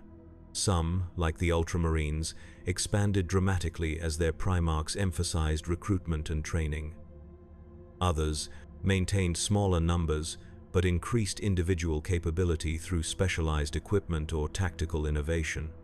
This diversity of approach reflected the autonomy granted to the Primarchs in implementing the Emperor's broader vision. They shared common purpose, but employed vastly different methods in its pursuit. This operational freedom, while maximizing each legion's effectiveness within its specialty, created disparities in influence that contributed to the interpersonal dynamics later exploited by corrupting forces. The human worlds brought into compliance during this period experienced integration processes of varying gentleness. Those that submitted willingly received technological uplift, administrative guidance, and security guarantees with minimal disruption to existing social structures. Those requiring military conquest faced more comprehensive reconstruction, with imperial truth replacing local belief systems and imperial administration supplanting indigenous governance. This graduated response reflected practical resource allocation rather than ethical consideration. Worlds that could contribute to the Imperium with minimal investment received preferential treatment compared to those requiring substantial reconstruction before becoming productive components of the whole. As the Great Crusade reached distant regions of the galaxy, it encountered human civilizations that had evolved in isolation for millennia, developing cultures unrecognizable to Terran standards. Some had achieved technological advancement that rivaled or exceeded imperial capabilities in specialized domains. Others had regressed to pre-industrial conditions, their populations unaware that humanity had once traveled between stars. The Imperium's approach to these diverse societies revealed an underlying philosophy that transcended mere conquest. The Emperor's vision encompassed not just territorial unification but cultural standardization. Human diversity, which had flourished during Old Knight's isolation, was systematically replaced with imperial uniformity, erasing countless unique adaptations in service to a singular conception of humanity's proper form. This homogenization extended beyond culture into biology itself. Human populations that had adapted to extreme environments through natural selection or deliberate modification were evaluated against imperial baseline standards. Those whose divergence exceeded acceptable parameters faced either genetic normalization or, in extreme cases, designation as subhuman, a classification that carried significant social and legal restrictions. This taxonomic approach to human diversity reflected the Emperor's vision of humanity as a species with defined boundaries rather than an evolving continuum. The irony that this policy was implemented by transhuman beings, who themselves represented radical departure from the human baseline, appears to have escaped contemporary observers. Throughout this period of expansion, the Emperor remained sequestered within the imperial palace, his attention focused on projects invisible to all but his closest confidants. Occasional communications emerged from this seclusion, providing strategic direction or resolving disputes that had escalated beyond Horus's authority. These interventions decreased in frequency as the Webway project consumed more of the Emperor's concentration, creating the impression of increasing detachment from the empire he had initiated. Whether this withdrawal represented necessary focus on existential concerns or dangerous neglect of immediate governance remains debated by imperial scholars, though such debates occur only in the most secure environments, beyond the hearing of those who might consider them heretical. The War Master, for his part, attempted to fill the void created by the Emperor's absence. Horus combined military genius with personal charisma in a manner that inspired loyalty throughout the imperial hierarchy. His diplomatic skill smoothed tensions between competing primarchs, while his strategic vision maintained the Crusades' momentum despite increasing complexity of operations. Yet even these considerable abilities proved insufficient for the burden placed upon them. Coordinating the activities of 18 transhuman brothers, each with the ego appropriate to his demigod status, stretched Horus's capacity for mediation to its limits. The absence of the Emperor's overwhelming authority became increasingly problematic as the Primarchs pursued individual agendas beneath the veneer of unified purpose. This period also witnessed the growth of institutions that would eventually outlast the Great Crusade itself. The Mechanicum, having expanded beyond Mars through the establishment of forge worlds throughout compliant territory, developed increasing autonomy from Terran oversight. The Navis Nobilite, comprised of navigator houses essential for warp travel, secured privileges that placed them partially outside standard imperial authority. The various branches of the Administratum evolved specialized functions that eventually crystallized into separate departments with distinct traditions and priorities. These parallel hierarchies, while necessary for managing an empire of unprecedented scale, created administrative complexity that sometimes impeded rather than facilitated imperial function. Most significant among these developing institutions was the Legiones Astartes itself. Originally conceived as instruments of conquest that would eventually be superseded by conventional governance, the Space Marine legions had become entities whose power transcended mere military function. Each legion maintained recruitment operations, training facilities, fleet assets, and support personnel that collectively represented a self-sufficient organization capable of independent operation. The Primarchs, intended as generals within a unified command structure, had evolved into what resembled sovereign rulers of transhuman kingdoms bound by nominal allegiance to distant terra. This evolution, unforeseen in the Emperor's original design, created political realities that contributed to the subsequent fragmentation of imperial unity. As the Great Crusade approached what would later be recognized as its final phase, signs of the coming conflagration manifested in isolated incidents across the expanding Imperium. Compliance actions that had previously proceeded with clinical efficiency began to exhibit concerning deviations from established protocol. The World Eaters under Angron displayed increasing brutality that exceeded tactical necessity. The Night Lords employed terror tactics that appeared motivated by sadistic pleasure rather than strategic calculation. The Word-Bearers, having received devastating censure for their earlier religious practices, prosecuted compliance with a fervor that bordered on the fanatical while maintaining outward adherence to the imperial truth. These anomalies, reported through command channels but often mitigated in transmission, failed to trigger intervention before malignant patterns became established. Simultaneously, warp disturbances began to increase in frequency and intensity across multiple sectors, disrupting navigation and communication. These phenomena, dismissed by most imperial authorities as natural fluctuations in the immaterium, represented warning signs visible only to those with specialized knowledge of warp mechanics, knowledge deliberately restricted by the Emperor's policy of controlled information. The librarians of the Thousand Suns, despite the restrictions imposed by the Edict of Nicaea, recorded these disturbances with growing concern, but found their warnings dismissed as special pleading by a legion seeking to overturn the Emperor's decree. This intersection of institutional blindness and deliberate ignorance created perfect conditions for the catastrophe to come. Thus, the Great Crusade reached its apex, an empire spanning a significant portion of the galaxy, administered through institutions of unprecedented complexity, defended by warriors of superhuman capability, and guided by transhuman generals of godlike power.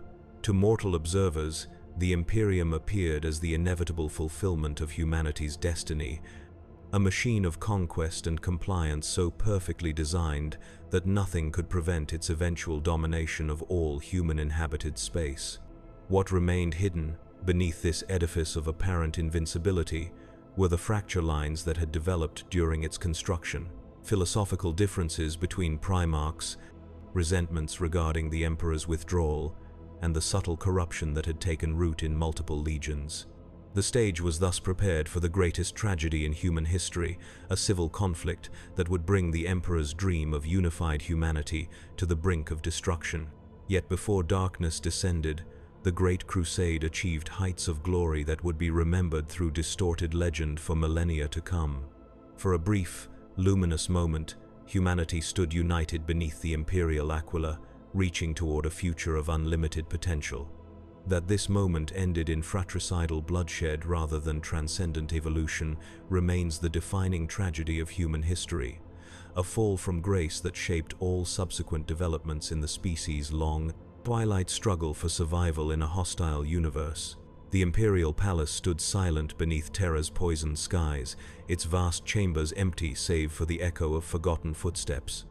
The Emperor had withdrawn into its deepest vaults, his presence a void more telling than any proclamation. Where once he had walked among his generals with golden purpose, now only whispers remained, rumors of secret projects and arcane obsessions that consumed his attention while an empire strained at its seams. The custodian guard maintained their eternal vigilance outside sealed chambers, witnessing only occasional glimpses of their master as he passed between laboratories whose purpose remained unknown even to his closest advisors. The Imperial Webway project consumed the Emperor's focus with singular intensity.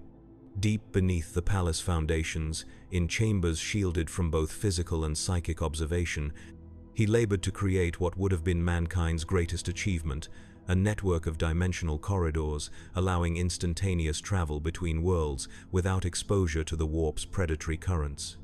The ancient Aeldari had mastered this technology at the height of their dominion, creating pathways through reality's underlying structure that bypassed the immaterium entirely.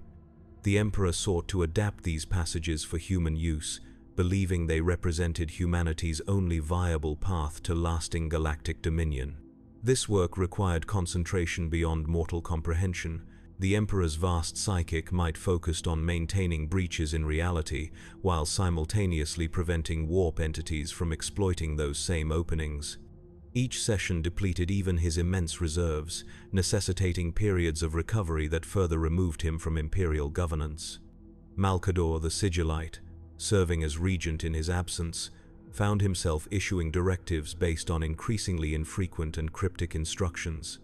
The administrative apparatus of the Imperium continued functioning through institutional momentum rather than active guidance, its various branches developing autonomous practices that sometimes contradicted original intent. The Emperor's withdrawal might have been sustainable had the Great Crusade continued under unified leadership. But fractures had appeared in the command structure even before his return to Terra. The appointment of Horus as War Master, while logistically sensible, created hierarchical tensions among beings created to lead rather than follow. Some primarchs accepted this reorganization with grudging pragmatism. Others perceived it as evidence of favoritism that contradicted the Emperor's supposed impartiality. These resentments, initially contained by shared purpose, began festering once the unifying presence of the Emperor was removed from direct oversight. Horus himself experienced mounting frustration as he attempted to coordinate the activities of his brother primarchs, each a transhuman demigod accustomed to autonomy within his assigned theater of operations. Some, like Robert Gilliman of the Ultramarines, maintained efficient compliance with strategic directives while clearly pursuing independent agendas within their assigned sectors. Others, like Angron of the World Eaters or Conrad Kurz of the Night Lords, required constant supervision to prevent their more destructive tendencies from undermining the Crusade's broader objectives. The War Master found himself occupying an impossible position, invested with responsibility for the Great Crusade's success, but lacking the absolute authority the Emperor had wielded. This tension between responsibility and authority became further complicated by the Emperor's creation of the Council of Terror, a governing body comprised of mortal administrators rather than primarchs. This institutional restructuring, intended to establish sustainable civil governance for the expanding Imperium, was interpreted by many primarchs as diminishment of their authority. Military conquest, which had defined their existence since rediscovery, would eventually give way to bureaucratic administration in which they held no formal position. The Emperor, perceiving time differently through his immortal perspective, failed to appreciate how this reorganization would appear to beings who, despite their enhanced nature, still experienced emotions through a fundamentally human lens. What seemed to him a logical evolution of imperial administration registered to them as personal rejection. Most damaging among these institutional changes was the introduction of imperial tithe, a formalized system of resource extraction from compliant worlds to sustain further expansion. Planets that had been brought into the Imperium through the direct intervention of specific legions now found themselves answerable to civilian administrators with whom they had no personal connection. Primarchs, who had promised certain considerations to worlds that had surrendered peacefully, found these agreements overridden by distant bureaucrats following standardized protocols. These contradictions between battlefield promises and administrative reality created friction that undermined compliance in multiple sectors, requiring punitive expeditions that consumed military resources better applied to new conquests. The Emperor's decree at the Council of Nicaea represented perhaps the most significant miscalculation of this period. Convened to address the growing controversy surrounding psychic powers within the Legiones Astartes, this conclave resulted in severe restrictions on such abilities, a devastating blow to legions like the Thousand Sons, whose tactical doctrine incorporated warp-based techniques. The Emperor's ruling, delivered without the context of his deeper understanding of the Immaterium's dangers, appeared arbitrary and punitive to those affected. Magnus the Red, Primarch of the Thousand Sons, and himself the most powerful psyker among the Emperor's sons, perceived this edict as not merely strategic restriction, but personal repudiation. This judgment carried particular sting given the apparent hypocrisy it represented. The Emperor, the most powerful psyker humanity, had produced prohibited abilities he himself employed without restriction. The Sisters of Silence and the Legio Custodes continued utilizing specialized anti-psyker and warp-based technologies developed under his direct supervision, while Legion librarians were forced to suppress talents that had previously earned commendation. This contradiction between the Emperor's words and actions created cognitive dissonance that corroded faith in his infallibility. If the Master of Mankind could be wrong about matters directly within his expertise, what other errors might lie buried within his grand design? These accumulating grievances created fertile ground for the corruption that would eventually tear the Imperium asunder. The entities that had scattered the infant Primarchs millennia earlier had not abandoned their interest in the Emperor's creations. Through subtle influence that bypassed even transhuman perception, they worked to amplify existing resentments and ambitions. The Emperor, focused on his Webway project and perhaps overconfident in the loyalty engineered into his sons, remained blind to these manipulations until they had progressed beyond containment. Among the Primarchs, Lorgar Aurelian of the Wordbearers had experienced the Emperor's censure most directly. His legion, having implemented worship of the Emperor as divine being on all worlds they brought to compliance, received unprecedented public rebuke for contradicting the imperial truth.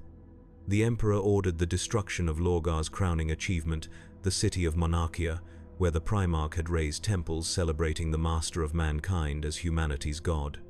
The Ultramarines carried out this demolition while the Wordbearers were forced to kneel in the ruins, their pride shattered along with their creation. This humiliation, delivered without private explanation or opportunity for redemption, transformed Lorgar's devotion into smoldering resentment and eventually active search for alternative objects of worship. This quest led the Wordbearers to the Cadia system, where ancient structures suggested previous contact between humanity and non-human intelligences.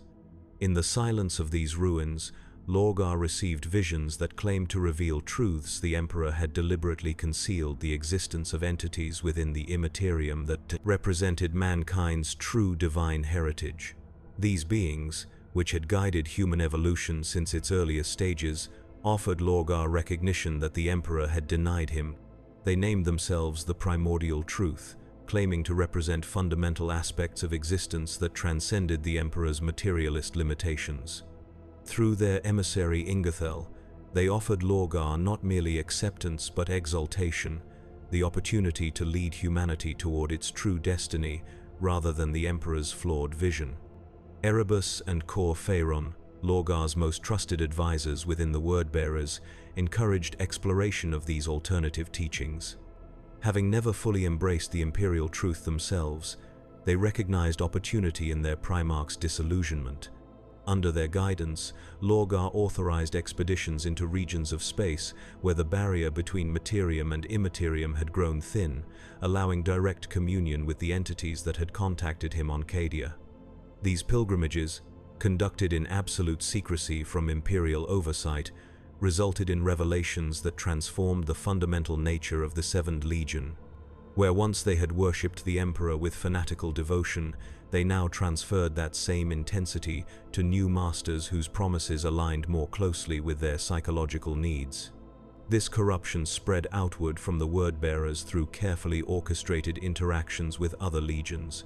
Joint compliance actions became opportunities to identify individuals susceptible to alternative philosophies. Chaplains exchanged between legions for cultural enrichment carried subtle doctrinal modifications disguised as traditional wisdom. Lodge systems, modeled after Chthonian warrior fraternities and promoted as means of transcending rigid military hierarchy, provided perfect cover for initiatory structures that gradually introduced concepts contrary to the imperial truth.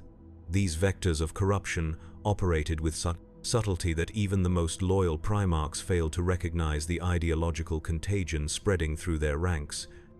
Magnus the Red, isolated on Prospero following the Edict of Nicaea, pursued his own path toward catastrophe. The Emperor's prohibition of psychic practices had not diminished the Crimson King's abilities or curiosity, merely driven them underground. In secret chambers beneath Tizca's gleaming spires, he continued exploration of the Immaterium's mysteries, convinced that his superior understanding would prevent the dangers the Emperor had cited as justification for the ban. This arrogance led him to techniques of increasing power and corresponding risk, pushing boundaries that existed for reasons beyond his comprehension. When his psychic explorations revealed a plot against the Imperium forming among his brother Primarchs, Magnus attempted to warn the Emperor through methods explicitly forbidden by the Nicaea decree. This desperate communication breached psychic wards the Emperor had established around the Imperial Palace to protect the Webway project from warp predation. Magnus's uncontrolled power tore through these defenses like parchment, creating a rupture that allowed entities from the Immaterium direct access to the partially completed human sections of the Webway. The Emperor was forced to take direct action, personally containing the breach through constant application of his psychic might, an imprisonment that would continue uninterrupted until the final confrontation with Horus.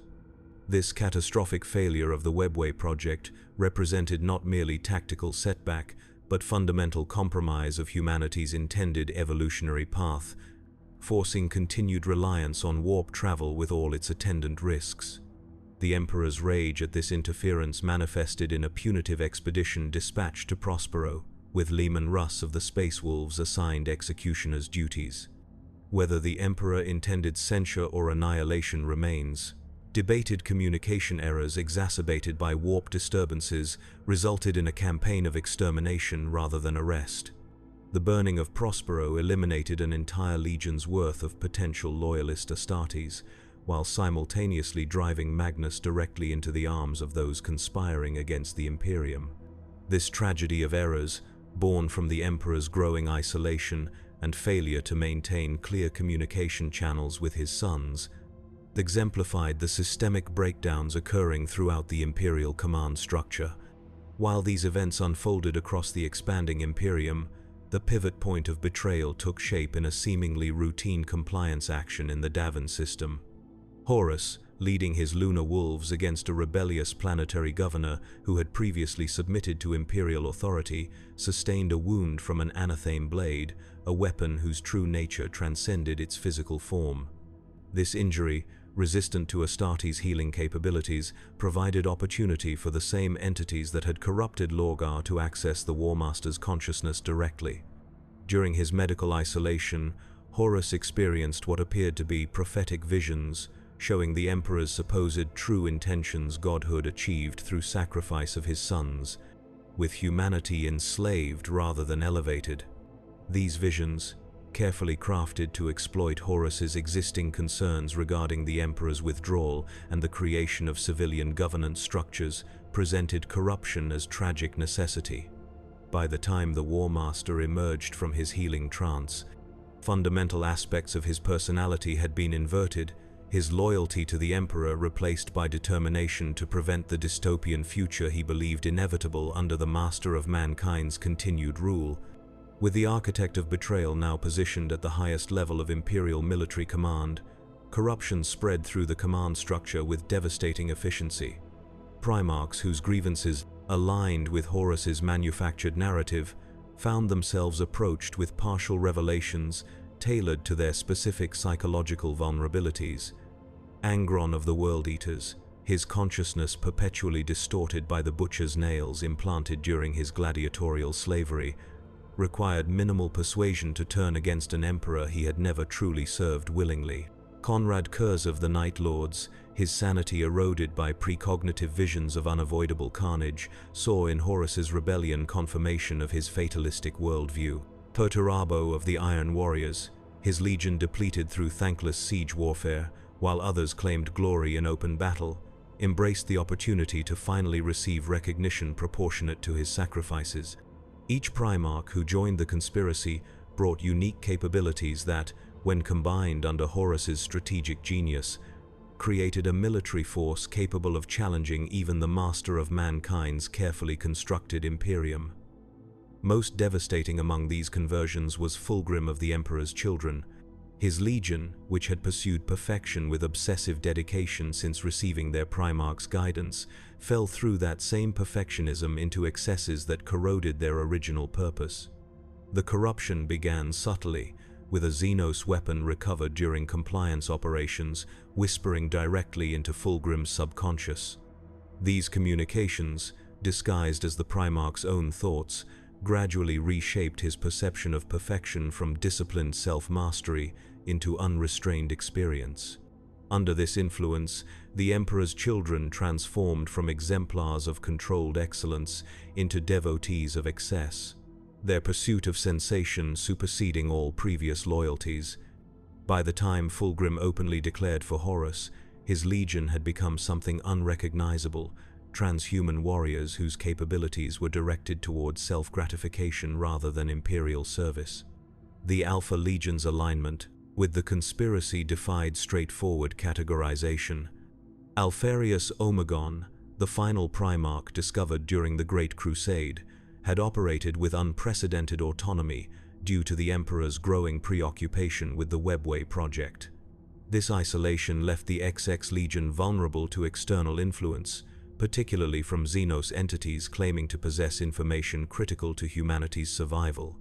The Cabal, as these aliens named themselves, presented Alpharius with visions of two possible futures: the Emperor's victory leading to stagnation and eventual extinction for the human species, or Horus's triumph, causing such self-destructive carnage that the entities corrupting him would burn themselves out along with humanity, preserving the wider galaxy from their influence.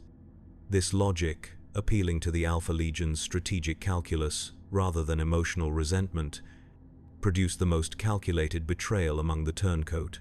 Primarch's treason committed in the belief that it served humanity's broader interests through species sacrifice.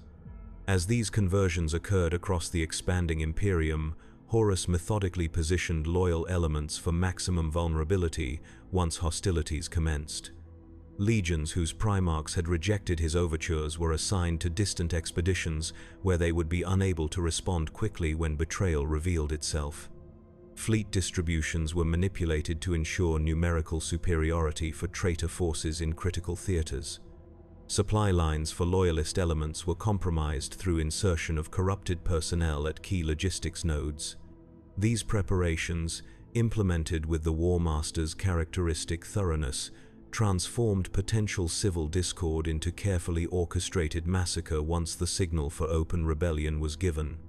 That signal came at Istvan III, where loyalist elements within otherwise traitor legions were deployed against supposed planetary rebellion, then subjected to virus bombing by their own fleet assets. This purge, targeting Astartes whose loyalty to the Emperor transcended devotion to their primarchs, eliminated potential internal resistance while simultaneously revealing the conspiracy's existence to the wider Imperium. Survivors from this initial betrayal, fighting with the desperation of those already condemned, inflicted disproportionate casualties on traitor forces sent to complete their elimination. This unexpected resistance delayed Horus's broader campaign timeline, providing warning to loyal elements that might otherwise have been completely unprepared for what followed.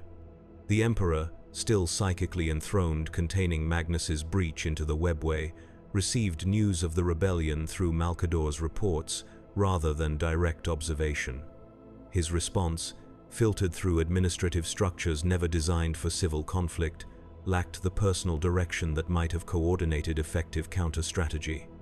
Individual primarchs loyal to the throne, mobilized according to their own understanding of the threat, without unified command to prevent disastrous misallocations of force. This fragmented response played directly into Horus's strategic design, allowing him to concentrate overwhelming force against isolated loyalist elements, while the Imperium's full military potential remained unrealized due to communication breakdowns and conflicting priorities. The tragedy reached its nadir at Istvan V, where loyalist legions responding to the initial betrayal found themselves victims of a secondary trap.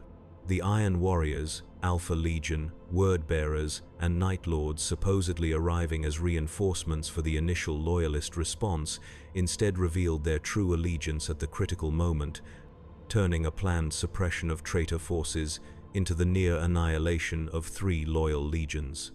The Raven Guard, Salamanders, and Iron Hands suffered casualties approaching total extinction, their primarchs killed or missing in action. This drop-site massacre removed a significant portion of the Emperor's remaining military assets in a single engagement, shifting the strategic balance decisively in Horus's favor before the broader Imperium fully comprehended the scope of the rebellion. With loyal forces decimated and the Emperor psychically imprisoned by the webway breach, Horus launched his drive toward Terra with minimal effective opposition. Traitor fleets divided the Imperium into isolated segments, preventing coordination between surviving loyalist elements. Worlds that had been brought into imperial compliance through decades of effort found themselves subjected to depredations that made previous Xenos occupation seem merciful by comparison. The instrumentalities of betrayal demons, corrupted Astartes, and warp-twisted technology spread outward from Horus's advance like infection through bloodstream, contaminating regions that would remain compromised long after the heresy's immediate military conclusion. Planets of particular symbolic importance received special attention from the traitor primarchs, each now expressing corruption that reflected their individual fall from grace. Angron's World Eaters descended upon civilian populations in berserker fury, their butcher's nails implants driving them toward indiscriminate slaughter. Mortarian's Death Guard unleashed plagues that transformed entire ecosystems into necrotic parodies of their former state. Fulgrim's Emperor's Children implemented torture as performance art, their atrocities calculated to inflict maximum suffering rather than efficient death. These specialized horrors, beyond even the considerable brutality of conventional warfare, demonstrated how completely the traitor legions had abandoned not merely loyalty to the Emperor, but the fundamental humanity they had been created to protect. As news of these atrocities reached loyalist forces, the nature of the conflict transformed from political dispute into existential struggle. Space Marine legions that had maintained neutrality or hesitation in what appeared initially as leadership contest between Emperor and Warmaster found moral clarity in the evident corruption consuming the traitor forces. The Ultramarines under Robert Guilliman, having been deliberately dispatched to distant campaign theaters by Horus's manipulations, began the arduous process of returning to Terra's defense despite astronomical distances and degraded warp conditions. The Dark Angels under Lionel Johnson, similarly isolated by pre-betrayal positioning, divided their forces between multiple critical fronts in attempts to contain damage that had already metastasized beyond local response. These belated reactions, while tactically sound within their limited operational contexts, highlighted the strategic disadvantage Loyalist forces faced due to Horus's comprehensive preparation and first strike capability. While conventional military assets struggled to respond effectively, other segments of the Imperium structure demonstrated unexpected resilience. The Mechanicum fractured along ideological lines, with traditionalist elements remaining loyal to the Emperor, while heterodox factions embraced the technological liberation promised by Horus's campaign. This division, while weakening immediate manufacturing capacity for Loyalist forces, prevented traitor elements from accessing the full industrial potential of Forge worlds across the Imperium. Similarly, the Navigator houses maintained sufficient loyalty to the throne that traitor fleets found themselves dependent on sorcerous alternatives to conventional warp travel methods that proved less reliable and more spiritually corrosive than traditional navigation. These institutional constraints, while insufficient to prevent Horus's advance, established limitations that would eventually contribute to the rebellion's containment. The most significant limitation proved to be time itself. Each day of delayed advance toward Terra allowed Loyalist forces to consolidate defensive positions and marshal remaining assets. The immense distances of the Imperium, which had required decades to traverse during the Great Crusade's expansion phase, imposed similar constraints on Horus's attempted reversal of that expansion. Warp travel, never entirely predictable even under optimal conditions, became increasingly unreliable as the psychic disruption caused by widespread violence created turbulence in the Imperium. Fleets that should have maintained formation found themselves separated by temporal distortion, arriving at designated coordinates days or weeks apart rather than in coordinated assault formation. These navigational challenges, combined with the need to secure conquered territory against potential counterattack, prevented the lightning campaign Horus had initially envisioned. This delay proved particularly damaging to the traitor cause due to the inherently unstable nature of the forces Horus had unleashed. The entities from the Imperium that had granted enhanced capabilities to his corrupted legions operated according to their own incomprehensible motivations rather than conventional military doctrine. Alliances between traitor primarchs, founded on shared resentment rather than unified purpose, began fracturing once the initial euphoria of rebellion faded. The word-bearers pursued objectives related to their newfound religious devotion rather than strategic military targets. The Emperor's children abandoned assigned positions in pursuit of sensory experiences regardless of tactical significance. The World Eater's indiscriminate violence rendered them increasingly unsuitable for operations requiring precision or restraint. These divergent priorities transformed Horus's theoretically overwhelming force into a coalition of competing interests, united primarily by momentum toward terror rather than coordinated military purpose. Despite these emergent limitations, the immediate military, Telazos, the situation remained overwhelmingly favorable for traitor forces as they approached the Sol system. 7 of the original 20 Primarchs had declared openly for Horus, bringing their legions considerable military assets to his cause. 3 Loyalist Primarchs had been confirmed killed during the drop site massacre, their legions reduced to scattered remnants, incapable of significant independent action. The remaining Loyalist Primarchs were dispersed across the Imperium, their forces engaged in desperate holding actions against secondary traitor elements or attempting to reach Terra through increasingly hostile warp conditions. The Emperor remained psychically enthroned, containing the webway breach, unable to provide direct leadership during the most significant threat humanity had faced since unification. Terra's defenses, though considerable, had never been designed to withstand assault from the very legiones Astartes that formed the Imperium's offensive capability. The Imperial Palace had been constructed as administrative center and symbolic representation of the Emperor's authority rather than true fortress. Its transformation into defensive stronghold proceeded with frantic urgency under Rogel Dawn's direction, entire sections demolished and rebuilt according to combat engineering principles rather than ceremonial design. The Imperial fists, having been fortuitously positioned on Terra when betrayal revealed itself, formed the core of the defensive force alongside whatever loyalist elements had managed to reach the throne world ahead of Horus's advance. These preparations, while tactically sound within their limited scope, could at best delay rather than prevent the overwhelming force approaching Terra's protective void shields. As traitor vessels translated into real space within the Sol system, the final act of the Emperor's tragic miscalculation prepared to unfold. The master strategist who had unified Terra through calculated application of overwhelming force now found himself besieged by his own creations, unable to personally direct the defense of humanity's ancient cradle. The Primarchs, designed to extend his vision across the stars, now descended upon his sanctuary with the very transhuman capabilities he had engineered into their forms. And the Imperium, conceived as rational alternative to old Knight's superstitious horror, now faced entities whose existence validated the very beliefs the Imperial truth had been designed to eliminate.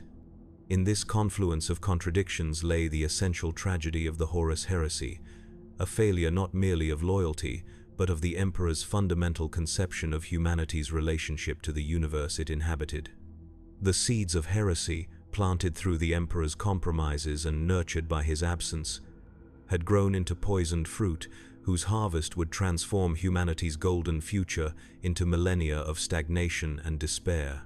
The tragedy's final act awaited only Horus's arrival at the gates of the Imperial Palace, a confrontation whose outcome would determine not merely political leadership, but the fundamental nature of humanity's continued existence in a universe whose true horrors the Emperor had sought to conceal rather than prepare his children to confront.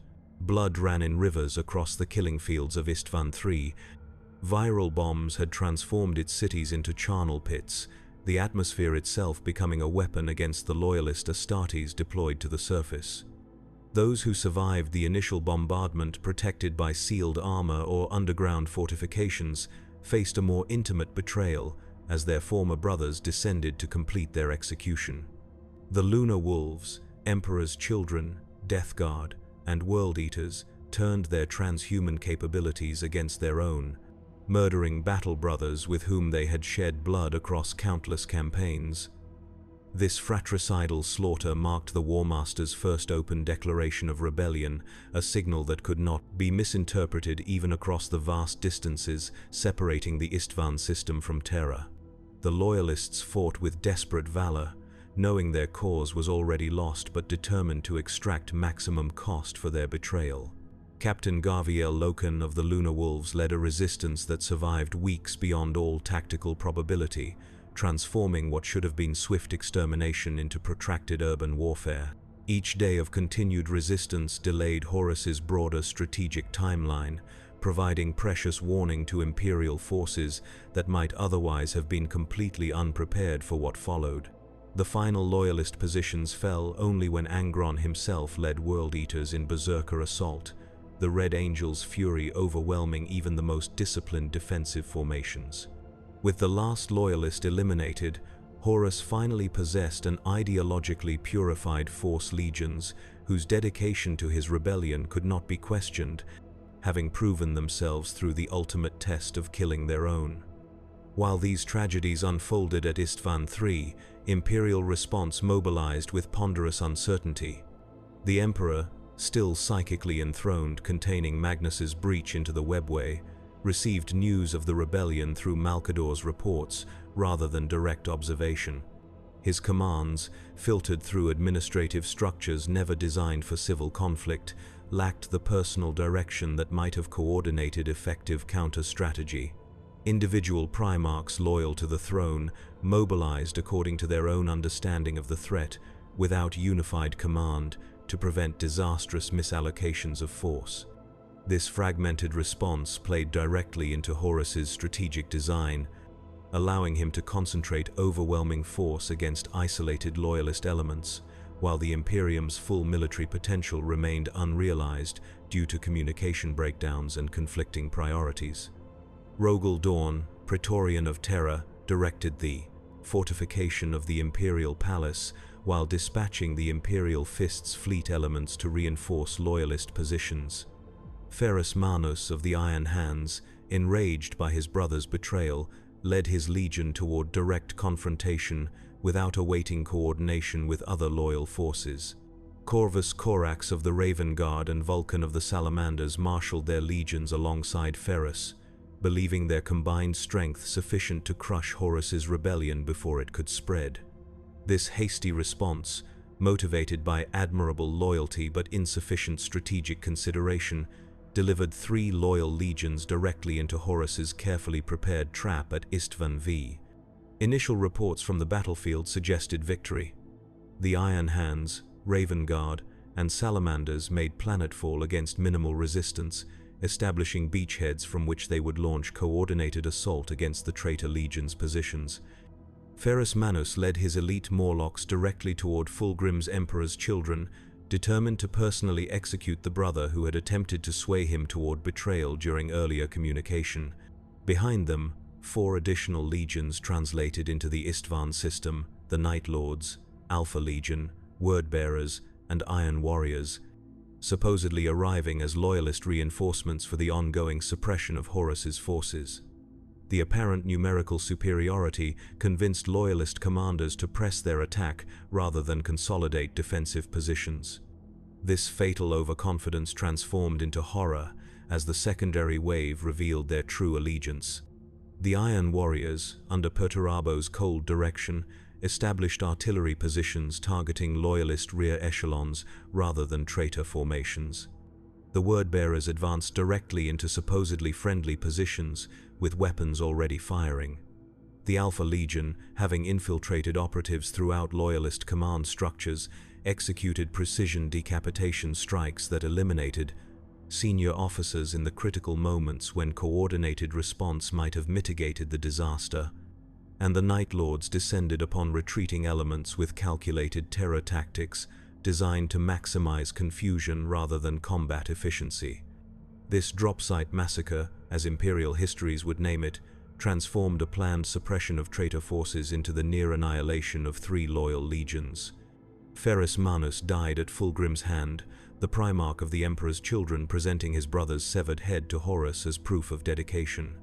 Vulcan disappeared amid the carnage, his fate unknown even to his surviving sons. Corvus Corax escaped only through desperate measures, leading a shattered remnant of his once proud legion back toward loyalist territory. The Iron Hands, leaderless and decimated, fragmented into isolated battle groups that would wage independent vengeance campaigns throughout the subsequent conflict. The Salamanders and Raven Guard ceased to exist as coherent fighting forces, their survivors too few to maintain Legion-scale operations without substantial reconstitution. This single engagement removed a significant portion of the Emperor's remaining military assets, shifting the strategic balance decisively in Horus's favor before the broader Imperium fully comprehended the scope of the rebellion. With his position in the Istvan system secured and loyalist rapid response capability effectively neutralized, Horus convened his brother Primarchs to outline the campaign's next phase. The Lunar Wolves, renamed Sons of Horus to emphasize their allegiance to the Warmaster rather than Terra, would form the spearhead of a direct advance on the throne world itself. Supporting this main thrust, Mortarion's Death Guard and Angron's World Eaters would clear adjacent sectors, eliminating potential loyalist counterattack vectors. Perturabo's Iron Warriors received assignment to neutralize specific fortress systems that might otherwise impede the traitor's advance. The Alpha Legion would operate behind nominal loyalist lines, spreading disinformation and disrupting coordination between still loyal forces. The word-bearers under Lorgar would pursue their own specialized objectives, focusing on systems with significance to the new religious doctrines they had embraced. This distribution of forces balanced military pragmatism with recognition of the increasingly divergent motivations driving the various traitor legions. As these assignments dispersed the traitor forces across the galaxy, they encountered resistance that varied dramatically in both form and effectiveness. Worlds with minimal military presence capitulated immediately. Their populations offered stark choice between compliance with new authorities or immediate extermination. Systems with significant defensive capabilities mounted resistance that ranged from token to fanatical, depending largely on local commanders' personal loyalty to either Emperor or Warmaster. Most significant opposition came from isolated loyalist Astartes elements, companies or battle groups separated from their main legion forces when the rebellion began, fighting with the transhuman determination their genetic modifications were designed to enable. These scattered impediments, while insufficient to halt Horus's advance, imposed delays that would ultimately prove critical to the conflict's outcome. For the traitor Primarchs, this early campaign phase revealed the first significant manifestations of the bargains they had struck with immaterial powers. Angron's always tenuous control over his rage dissolved entirely as the butcher's nails implanted during his gladiatorial slavery melded with warp energies, transforming the once noble warrior into an avatar of mindless bloodshed. Mortarion, whose stoic endurance had defined his character since childhood on toxic Barbarous, succumbed to plagues that transformed his physical form into leprous parody of its former resilience. Fulgrim surrendered his consciousness entirely to the entity that had first corrupted him through the Leia blade, his obsession with perfection inverted into pursuit of excess without limitation. These transformations, while granting terrible new capabilities, eroded the strategic coherence that had made the Primarchs such effective military commanders during the Great Crusade. Most concerning from Horus's perspective was the growing independence of his supposedly subordinate brothers. Lorgar Aurelian, having embraced the primordial truth with religious fervor that mirrored his former worship of the Emperor, diverted word-bearers' assets toward ritual purposes without regard for broader strategic considerations. Conrad Kurz, his sanity deteriorating as precognitive visions of defeat blended with paranoid persecution complexes, deployed the Night Lords with increasing focus on terrorizing civilian populations rather than achieving military objectives. The Alpha Legion operated according to unfathomable internal protocols that often seemed contradictory to external observers, their true purpose comprehensible only to the twins Alpharius and Omegon. These divergent priorities transformed Horus's theoretically overwhelming force into a coalition of competing interests, united primarily by momentum toward terror rather than coordinated military purpose. While the traitor advance progressed despite these internal tensions, loyalist forces struggled to establish coherent response to a threat type never anticipated in Imperial strategic planning. The Legiones Astartes had been designed as conquest instruments rather than counter-insurrection forces, their doctrine oriented toward compliance of non-imperial populations rather than combat against their own kind. No contingency protocols existed for Primarch betrayal, leaving command structures paralyzed by uncertainty regarding proper authority hierarchies when Genefathers turned against the Imperium they had helped establish. This institutional confusion, combined with communications disruptions caused by warp disturbances that accompanied the spreading conflict, prevented effective coordination between loyalist elements during the heresy's critical early phase. Individual loyalty remained the primary determinant of effective resistance. The Ultramarines under Robut Guilliman, having been deliberately dispatched to distant campaign theaters by Horus's pre-rebellion manipulations, began the arduous process of returning to Terra's defense, despite astronomical distances and degraded warp conditions. The Dark Angels under Lionel Johnson, similarly isolated by strategic positioning, divided their forces between multiple critical fronts in attempts to contain damage that had already metastasized beyond local response. The White Scars under Jagatai Khan maintained deliberate neutrality during initial conflict stages, the Khan seeking personal confirmation of allegations against his brother Primarchs before committing his highly mobile forces to either faction. These independent operations, while admirable in their determination, highlighted the strategic disadvantage loyalist forces faced due to Horus's comprehensive preparation and first strike capability. The most significant loyalist counteroffensive developed not through central planning but local initiative. On Mars, traditionally neutral Mechanicum forces fractured along ideological lines, with factions embracing technological innovation previously forbidden by Emperor's decree, declaring for Horus, while traditionalist elements maintained loyalty to established doctrine and, by extension, the throne. The resulting civil conflict transformed the Red Planet into apocalyptic battleground.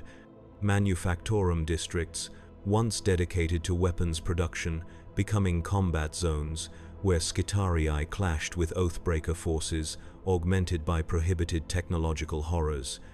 This Martian civil war, unfolding within sight of Terra itself, demonstrated how completely Imperial unity had collapsed, the foundational alliance between Emperor and Mechanicum dissolving into internal conflict precisely when manufacturing capacity was most crucial for the throne world's defense. Similar fractures appeared throughout supposedly stable Imperial institutions. The Navis Nobilite, comprised of navigator houses essential for warp travel, divided according to complex internal politics that predated the Imperium itself. The Officio Assassinorum, created by Malcador specifically to eliminate threats to Imperial stability, found its various temples pursuing contradictory objectives as their respective masters interpreted loyalty according to personal definitions rather than clear hierarchical direction. Even the Adeptus Arbites, designed to maintain legal consistency across diverse human worlds, discovered their supposedly universal imperial law contained no provisions for determining legitimacy when authority itself came into question. These institutional failures revealed the underlying fragility of an empire constructed around single, irreplaceable leadership figure, precisely the vulnerability the Emperor had sought to address through creating the Primarchs as distributed authority nodes. As these internal conflicts consumed resources that should have been directed toward external defense, Horus's advance continued with calculated deliberation. Rather than driving directly toward Terra along the most efficient warp routes, the War Master implemented system-by-system conquest strategy designed to secure his eventual supply lines while denying loyalist forces potential rally points for counterattack. This methodical approach reflected both military pragmatism and psychological warfare. Each conquered system became showcase for the rebellion's apparent inevitability, encouraging wavering planetary governors to declare for Horus rather than face similar fate. By the time the traitor armada approached Segmentum Solar, hundreds of worlds had transferred allegiance to the War Master without firing a shot, their ruling classes calculating survival odds with cold probability analysis rather than ideological commitment. Not all systems proved so pragmatically malleable. Several fortress worlds, designed as defensive linchpins during the Great Crusade's expansion phase, maintained fanatical loyalty to the Emperor despite overwhelming traitor force deployed against them. These holdouts, while ultimately doomed against the concentrated attention of entire traitor legions, imposed significant delays on Horus's timeline through sheer stubbornness. The War Master, recognizing the strategic mathematics of time versus territory, assigned Perturabo's Iron Warriors primary responsibility for reducing these obstacles, a task the Dour Primarch approached with methodical efficiency that matched his reputation as the Imperium's preeminent siege warfare specialist. Each fortress fell eventually, but their defenders extracted maximum cost in time and resources before capitulation. While conventional military assets struggled against traitor advance, unconventional resistance emerged from unexpected sources. Malcador the Sigillite, exercising authority as the Emperor's regent, activated networks of operatives planted throughout the Imperium during its formation, specifically to counter potential internal threats. These agents, later formalized as the Inquisition's earliest precursors, operated independently from compromised command structures, utilizing specialized training and equipment to disrupt traitor operations through targeted assassination, sabotage, and intelligence collection. Their effectiveness varied dramatically across theaters, but collectively, they imposed friction on traitor logistics that contributed to the advance's gradually decreasing momentum. More significant resistance came from loyalist Astartes pursuing independent operations behind traitor lines. The Shattered, Legion's survivors from the Dropsite massacre who had escaped annihilation at Istvan V, reformed into mixed Legion battle groups united by shared purpose rather than original organizational structures. These composite forces, operating without support from traditional Imperial logistics, adapted guerrilla warfare techniques to exploit their intimate knowledge of Legiones Astartes' operational patterns. Their hit-and-run attacks against traitor supply lines and isolated detachments imposed disproportionate damage relative to their limited numbers, forcing Horus to divert resources toward rear area security that would have been better employed in the main advance toward Terra. As the conflict spread across the Imperium's vast expanse, its character transformed from recognizable military campaign into something transcending conventional categorization. The immaterial powers supporting Horus's rebellion gained increasing influence over physical reality as violence and suffering proliferated across human-settled space. Entire systems disappeared behind warp storms that defied navigation, their eventual fate unknown even millennia later. Planetary populations experienced mass psychosis as sensitive individuals received unfiltered contact with entities from beyond material existence. Temporal anomalies created situations where cause and effect operated in reverse sequence, battles concluding before they began or continuing for subjective centuries, while only hours passed in surrounding space. These reality distortions, incomprehensible to most Imperial citizens, represented the true nature of the conflict emerging from behind materialist explanations, a war not merely for political control, but for humanity's metaphysical definition. The traitor legions embraced these transformations with varying degrees of enthusiasm and comprehension. The word-bearers under Lorgar Aurelian cultivated deliberate immaterial corruption, their chaplains leading rituals that transformed Astartes' physiology according to doctrinal interpretations of the entities they now worshipped. The Death Guard under Mortarion experienced collective transformation after warp misjump trapped their fleet in immaterial space, the Legion's vaunted resilience becoming grotesque parody as plague entities remade their bodies into vectors for supernatural contagion. The Emperor's children abandoned military discipline entirely, their pursuit of sensory experience superseding strategic objectives as they descended into excess that defied description in conventional language. These divergent evolutions, while increasing individual legions' specialized effectiveness, further degraded the traitor coalition's operational coherence. Horus himself underwent transformation more subtle but no less significant than his brother's physical mutations. The entity that had corrupted him through the anathema wound on Davin gradually expanded its influence throughout his consciousness, providing tactical insights and raw power that compensated for increasing strategic friction. His decisions acquired prescient quality that anticipated loyalist countermoves before implementation, while his personal combat capabilities expanded beyond even Primarch baseline into something approaching the Emperor's own transhuman majesty. These enhancements came with corresponding cost in personality erosion. The charismatic leader who had inspired unqualified loyalty throughout the Great Crusade became increasingly cold and calculating, his previous emotional connections replaced by pure instrumentality. By the time the traitor armada approached Sol System, the being commanding it retained Horus's appearance and memories but operated according to motivations that transcended his original personality. The Sol System's outer defenses activated as traitor fleet elements translated into real space at system edge, automated weapons, platforms, and minefields, implementing protocols designed for Xenos invasion rather than returning Imperial vessels. These initial obstacles proved minimally effective against the combined void warfare expertise of multiple Space Marine legions, Their standardized firing patterns anticipated and countered by commanders intimately familiar with Imperial naval doctrine. More significant resistance emerged from loyalist naval elements clustered around Jupiter's orbital stations, their captains implementing desperate defensive maneuvers that traded ships for time in calculated war of attrition. The void battle for Sol system unfolded across three-dimensional space, measured in millions of kilometers, dwarfing previous human conflicts in both scale and technological intensity. While traitor vessels advanced methodically through these outer defenses, Terra itself underwent transformation from administrative center into fortress world.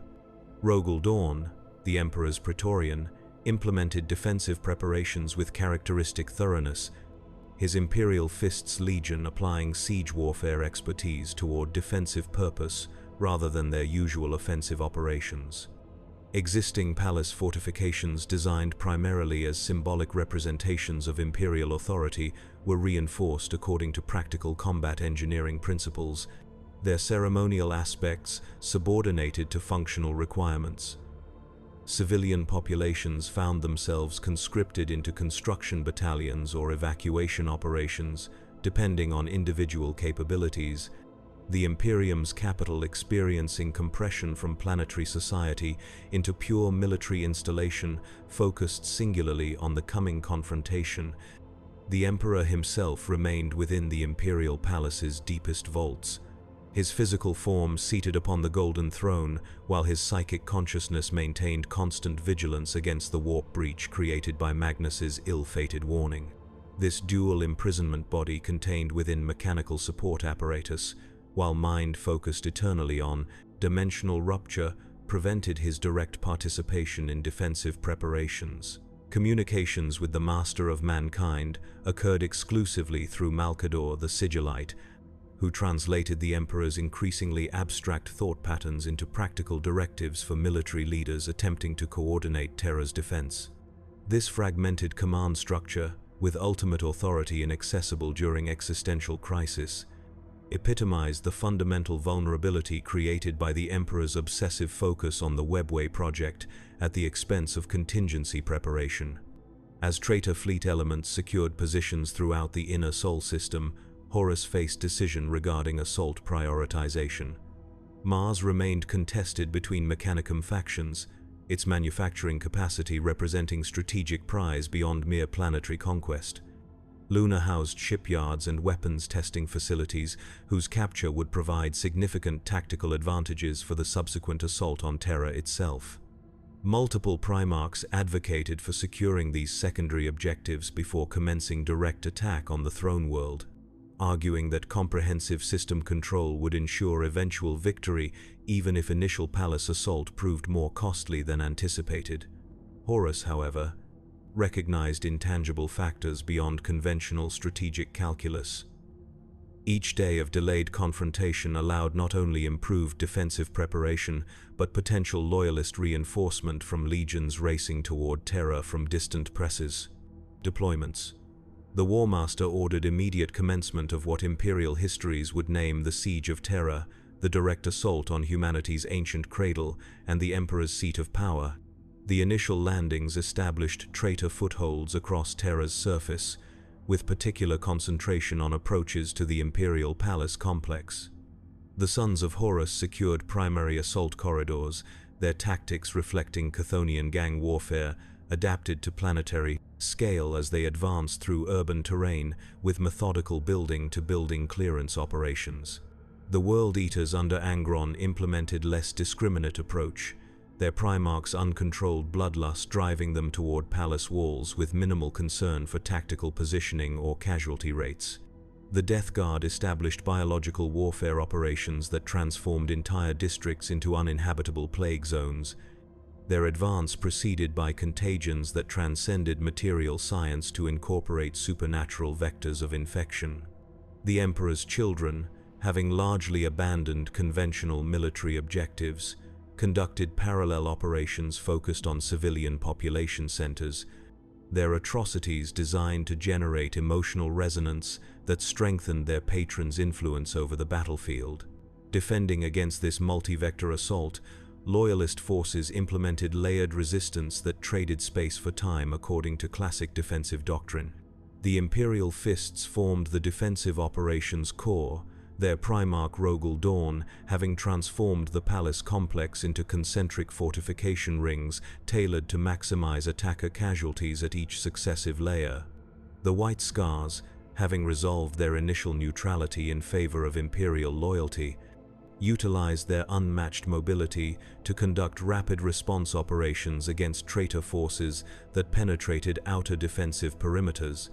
The Blood Angels, arriving at Terra just before warp routes became completely impassable due to increasing immaterial disturbance, deployed primarily as counter-assault elements, their aggressive combat doctrine making them ideal for operations requiring recapture of lost positions. These Legiones Astartes elements received support from Legio Custodes, Sisters of Silence, Solar Auxilia, and Mechanicum Loyalists, a defensive coalition of unprecedented diversity unified by existential necessity rather than coordinated planning. The palace's outer walls fell within days despite this determined resistance, traitor numerical superiority, and corrupted capabilities, overwhelming defenses designed for conventional rather than warp-augmented assault. Perturabo's Iron Warriors applied siege warfare expertise that systematically identified and exploited structural vulnerabilities, their artillery batteries maintaining continuous bombardment, while assault teams breached specific wall sections according to predetermined sequence. The Night Lords utilized terror tactics against both military defenders and civilian support personnel, their psychological warfare creating cascade of defensive coordination failures that undermined otherwise sound tactical positions. The Alpha Legion operated throughout allegedly secure palace sections, their infiltrators having established deep cover identities months or years before open hostilities began. These complementary pressure vectors forced continuous defensive redeployment, gradually eroding loyalist capacity to maintain coherent resistance as the siege progressed from outer fortifications toward the palace's inner sanctums. As physical defenses deteriorated, the conflict's immaterial aspects intensified correspondingly. The concentration of violence and desperation surrounding the palace created psychic resonance that thinned barriers between material reality and the warp. Entities previously confined to immaterial existence manifested directly on Terra's surface, no longer requiring possession of human vessels to influence physical events. The traitor Primarchs themselves underwent further transformation as their patrons' power concentrated around the siege's focal point, their already transhuman capabilities elevated toward godlike status through supernatural enhancement. Most significant among these manifestations was Horus himself, the War Master's form becoming vessel for powers whose true nature transcended comprehension even by other Primarchs. The being directing the traitor forces in the siege's final stages retained increasingly tenuous connection to the personality that had once been the Emperor's favored son. The defenders, while lacking comparable warp augmentation, discovered unexpected sources of counter-supernatural capability. The Sisters of Silence, their null field auras creating zones where immaterial entities could not maintain physical coherence, became linchpin defensive assets deployed at critical junctures to neutralize otherwise insurmountable warp manifestations. The Legio Custodes displayed resistance to corrupting influence that exceeded even space marine resilience, their unique creation process having incorporated protections unavailable to mass-produced Astartes. Most unexpected was the emergence of Faith as counter-warp vector Imperial Army units and civilian auxiliaries, discovering that unshakable belief in the Emperor's divinity sometimes produced tangible protective effects against warp entities. This spontaneous religious response, directly contradicting the Imperial Truth's materialist principles, represented early manifestation of what would eventually become the Imperial cult, an institution antithetical to the Emperor's original vision, yet ultimately essential for humanity's continued survival. The siege reached its climax as traitor forces breached the Eternity Gate, the final significant barrier before the Imperial Palace's Sanctum Imperialis where the Emperor's physical form remained enthroned. The Blood Angels under Sanguinius established defensive position at this ultimate threshold, their Primarch embodying defiance against overwhelming odds as he personally held the narrow approach against waves of traitor Astartes and warp entities. This last stand, immortalized in countless subsequent Imperial depictions, acquired mythic resonance that transcended its immediate tactical significance. Sanguinius represented not merely military resistance but philosophical rejection of the corruption. Horus embodied loyalty maintained without reservation, even in circumstances where pragmatic calculation would have indicated capitulation as only rational response. At this moment of imminent loyalist defeat, strategic developments beyond terror fundamentally altered the conflict's trajectory. The Ultramarines and Dark Angels, having overcome astronomical distances and increasingly hostile warp conditions, translated into real space within the Sol system. These fresh loyalist legions, operating at peak combat efficiency unlike the siege-depleted defenders, presented Horus with strategic dilemma that defied simple resolution. Continuing ground operations against the palace would eventually secure victory, but not before loyalist reinforcements established orbit to surface fire superiority that would render Pyrrhic. Retreating to regroup would sacrifice momentum gained through months of continuous assault, allowing defensive reconsolidation that might prove insurmountable in subsequent engagement. The War Master, recognizing Decision Point's historic significance, implemented third option that demonstrated both his tactical brilliance and the extent to which strategic calculation had replaced emotional connection in his transformed consciousness. Horus ordered simultaneous lowering of void shields protecting his flagship Vengeful Spirit, transforming the vessel from combat platform into deliberately vulnerable target. This action, incomprehensible according to conventional military doctrine, represented direct challenge to the Emperor. Personal combat between creator and creation to determine humanity's future rather than continued grinding attrition between their respective forces. The psychic emanations accompanying this challenge ensured its proper interpretation within the palace, where the Emperor received the message with grim recognition of its necessity. After transferring his position on the Golden Throne to Malcador the Sigillite, a temporary measure that would cost the regent his life through psychic burnout, the Master of Mankind prepared for direct confrontation with his fallen son. Accompanying him in this final mission were Sanguinius of the Blood Angels and Rogel Dawn of the Imperial Fists, loyal sons providing final escort before what all recognized as the conflict's inevitable conclusion. The Loyalist boarding party teleported directly into predetermined coordinates aboard the Vengeful Spirit, materializing amidst defenses specifically designed to separate the Emperor from his Primarch guardians.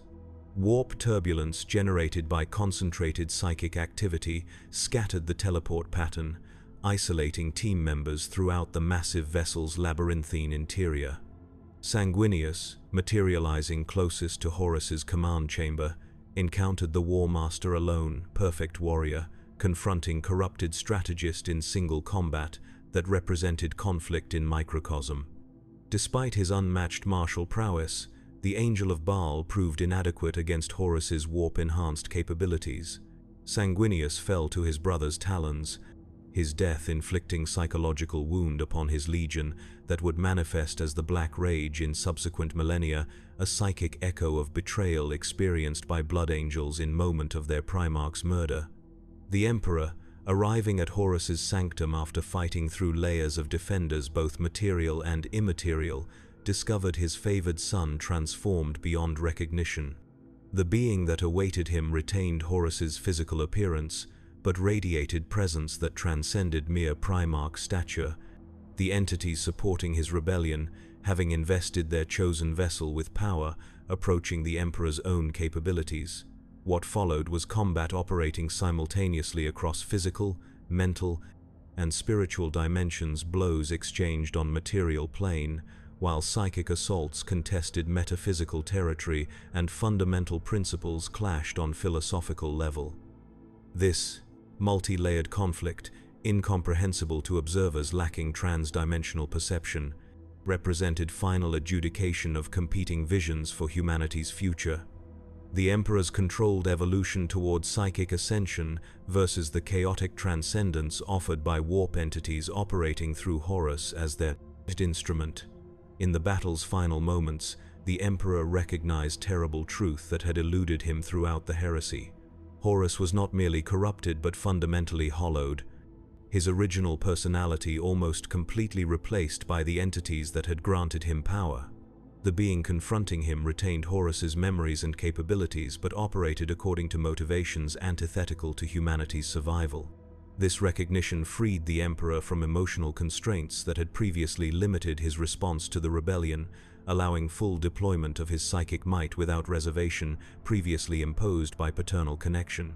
The resulting metaphysical confrontation obliterated Horus's soul from existence, while simultaneously depleting the Emperor's power to extent that his physical form sustained mortal wounds. Rogel Dawn, fighting through to the command chamber after facing his own gauntlet of obstacles, discovered tragedy already concluded the Emperor's broken body beside Horus's empty vessel and Sanguinius's murdered form. The Praetorian of Terror fulfilled his final duty by returning his creator to the Golden Throne, where Malcador's disintegrating form yielded its position in final act of sacrifice. The Emperor, his consciousness fragmented by the confrontation's metaphysical trauma, provided minimal instructions for the modification of the Golden Throne from webway interface into life support mechanism. This improvised solution preserved his physical form in state of living death, neither truly alive nor completely deceased, but suspended in eternal moment between existence states, while his scattered consciousness gradually reintegrated across millennia of subjective experience.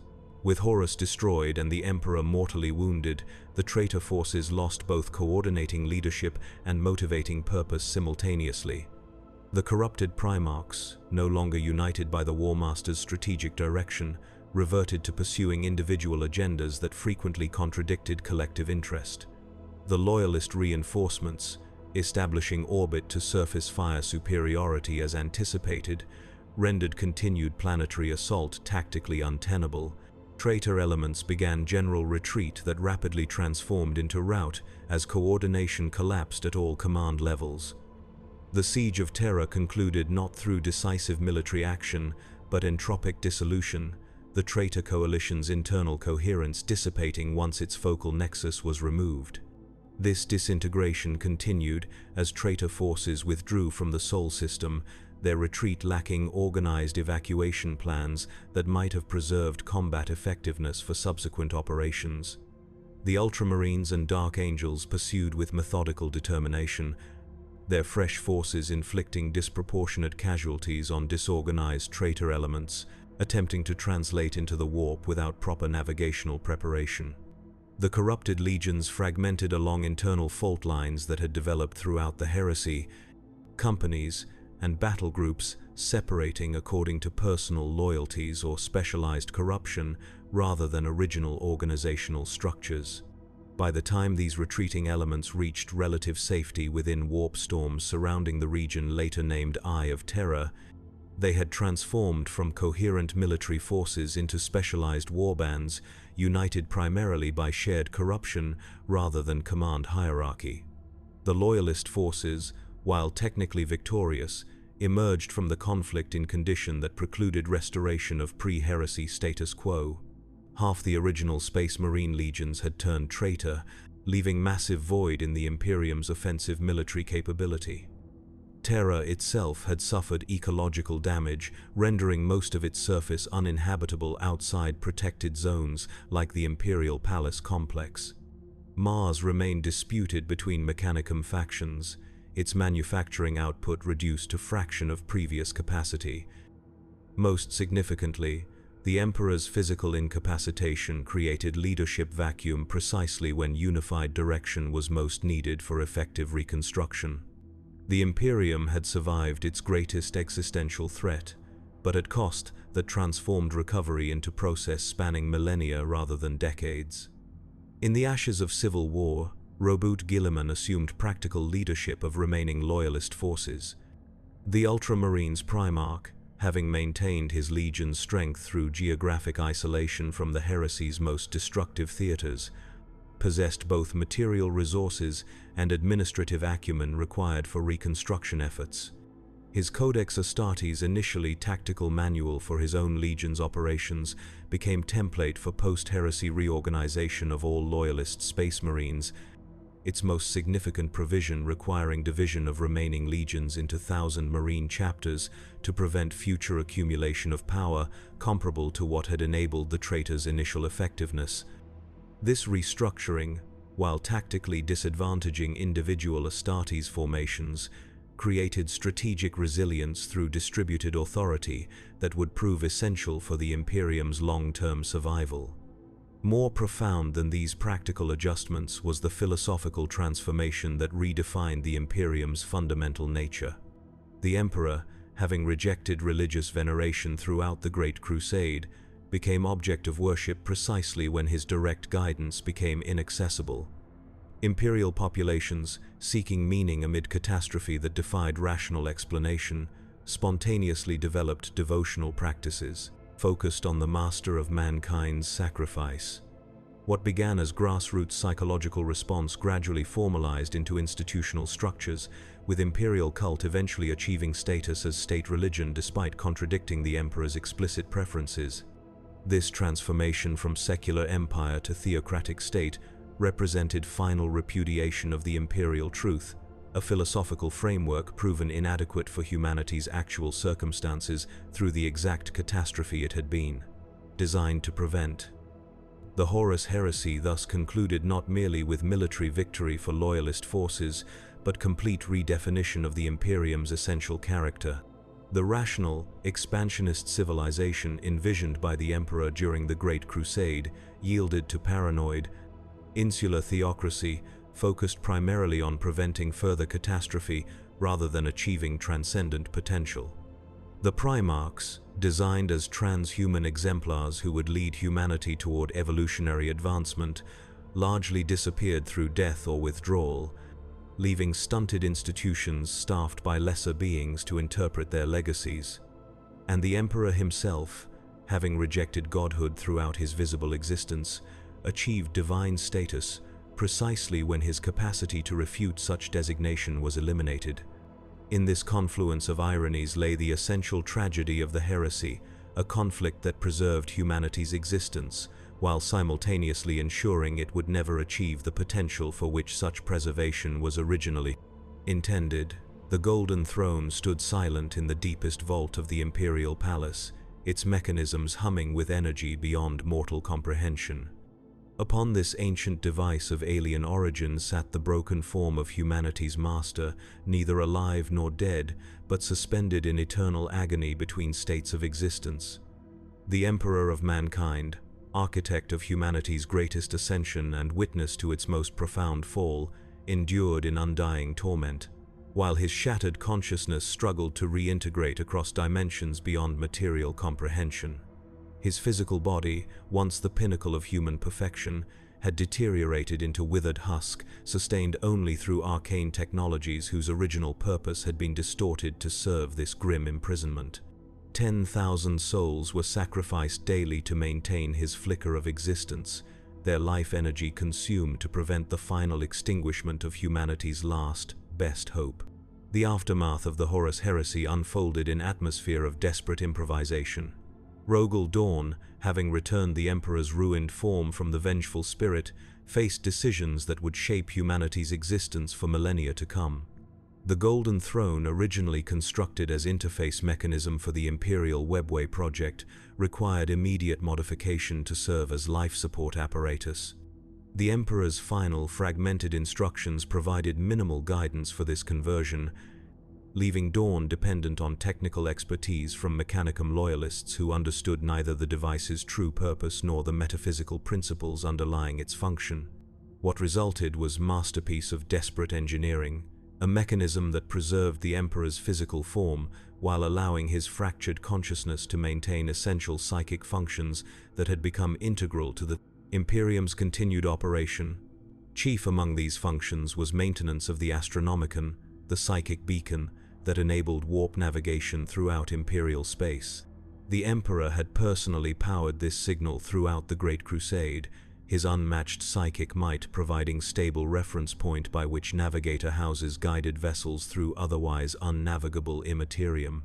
With his consciousness fragmented and physical form incapacitated, this function required adaptation to operate through increasingly ritualized processes. The Adeptus Astronomica developed around this necessity, thousands of trained psychers channeling their abilities through the Emperor's shattered mind to maintain navigation capability essential for Imperial coherence.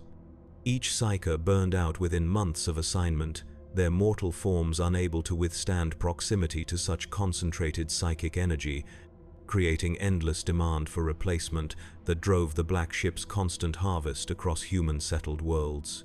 Parallel to this psychic infrastructure, the Imperium's governance underwent radical reorganization in the heresy's immediate aftermath. Robote Guilliman, emerging as de facto imperial leader through combination of practical capability and remaining military assets, implemented structures codified in his Codex Astartes to prevent future accumulation of power comparable to what had enabled the traitor's initial effectiveness. The Legiones Astartes, originally conceived as 20 distinct forces each unified under single Primarch's command, were divided into 1,000 marine chapters with independent command hierarchies. This restructuring, while tactically disadvantaging individual Astartes formations, created strategic resilience through distributed authority that would prove essential for the Imperium's long-term survival against both external threats and potential internal rebellion. This military reorganization represented merely the most visible aspect of broader institutional transformation. The Council of Terra, established by the Emperor before his incapacitation to manage civilian administration, evolved into the High Lord's Oligarchic Council, comprising leaders from the Imperium's most powerful organizations, each representing specific aspects of imperial function.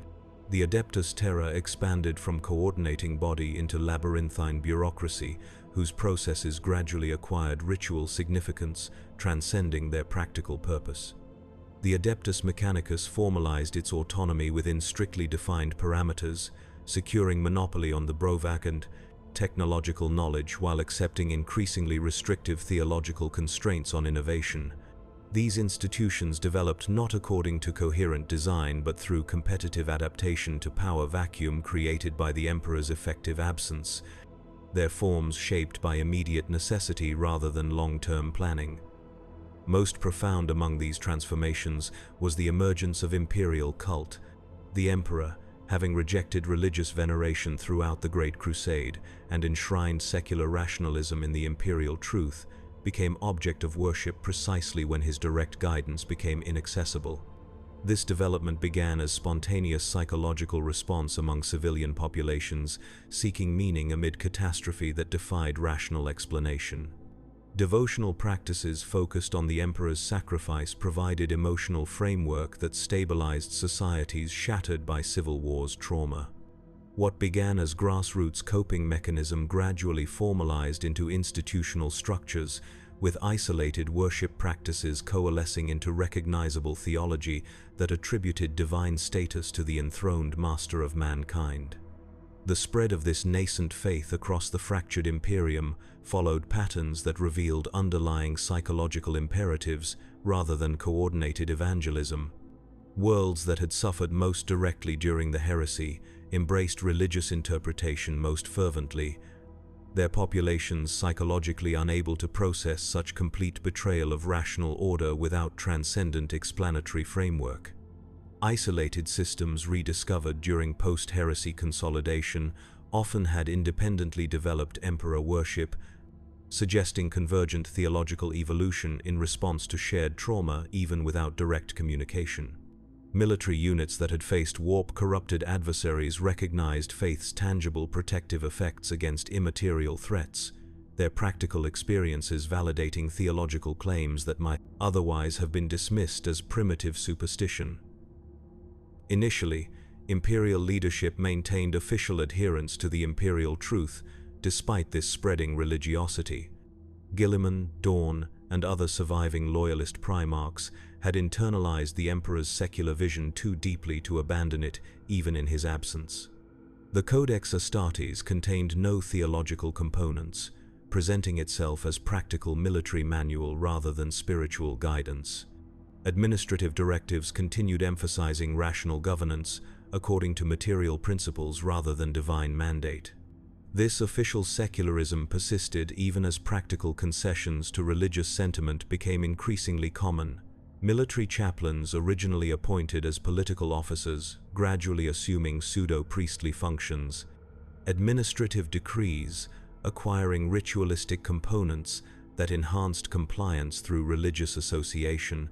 Commemorative observances for heresy martyrs incorporating devotional practices indistinguishable from religious ceremonies. This tension between official doctrine and practical reality resolved through generational transition rather than formal policy revision. As the Primarchs gradually disappeared from active imperial leadership through death, disappearance, or voluntary withdrawal, they were replaced by individuals who had experienced the Emperor only through his absence rather than direct interaction. To these successors, the distinction between venerating the Emperor as humanity's perfect exemplar versus worshipping him as literal deity represented semantic quibble rather than fundamental philosophical difference. The imperial truth, designed for expansion phase Imperium guided by the Emperor's direct presence, proved inadequate framework for sustaining civilization defined primarily by his absence. Faith provided psychological infrastructure that rationalism could not match under actual conditions facing post-heresy humanity. The Emperor's own perspective on this transformation remains unknowable. His shattered consciousness, fragmented across both material and immaterial dimensions, no longer possessed capacity for coherent communication beyond occasional psychic impressions interpreted by individuals already predisposed toward specific understandings. The Sisters of Silence, whose null field abilities might have provided objective verification of such communications, found their numbers and influence diminished in post-heresy power realignments. The Adeptus Custodes, who maintained eternal vigil around the Golden Throne, preserved absolute silence regarding any potential messages they might have received from their enthroned master. In this communicative void, all imperial factions could claim alignment with Emperor's will while advancing institutional interests shaped by factors far removed from his original vision. The formal establishment of imperial cult as state religion occurred through process spanning centuries rather than discrete declaration. The ecclesiarchy emerged from consolidation of previously independent devotional organizations, each having developed distinct theological interpretations of the Emperor's nature and humanity's proper relationship to him. These disparate traditions underwent bureaucratic homogenization parallel to similar standardization processes occurring throughout imperial administration, with variant practices either suppressed as heretical or incorporated into orthodox doctrine through interpretive frameworks that maintained surface unity despite underlying contradictions. By the time the ecclesiarch achieved position among high lords of Terra, religious interpretation of imperial governance had become too thoroughly integrated into administrative function for meaningful separation. This religious transformation carried particular irony given the Emperor's explicit rejection of divine status throughout his active existence. The imperial truth had specifically identified superstition as humanity's fundamental vulnerability, with religious belief categorized as primitive misunderstanding to be replaced by rational comprehension of universe's actual mechanisms. The Emperor had tolerated Mechanicum's ritualistic approach to technology and Navigator House's quasi-mystical relationship with the warp as practical necessities, but never acknowledged legitimate spiritual dimension to human experience. Yet the Imperium that claimed his authority became defined primarily by religious observance, so pervasive that secularism itself acquired heretical association. In this inversion lay perhaps the heresy's most profound victory, the Emperor's civilization, embracing precisely the mindset he had identified as humanity's greatest weakness. While these philosophical transformations unfolded across the Imperium, practical reconstruction proceeded with mechanical persistence that transcended ideological considerations. The Mechanicum reorganized as Adeptus Mechanicus with more explicitly religious orientation, gradually restored manufacturing capability sufficient to replace material losses from the heresy, though technological understanding continued declining as practical maintenance of existing systems replaced innovation as primary focus. The Navis Nobilite replenished its numbers through carefully managed breeding programs, ensuring warp navigation capability despite increasing turbulence in the Imperium. The various branches of Imperial military, Astra Militarum, descended from Imperial Army, Adeptus Astartes, restructured from Space Marine legions, and specialized formations like Ordo Tempestus, re-established operational doctrines adapted to post-heresy strategic realities rather than Great Crusade's expansion mandate.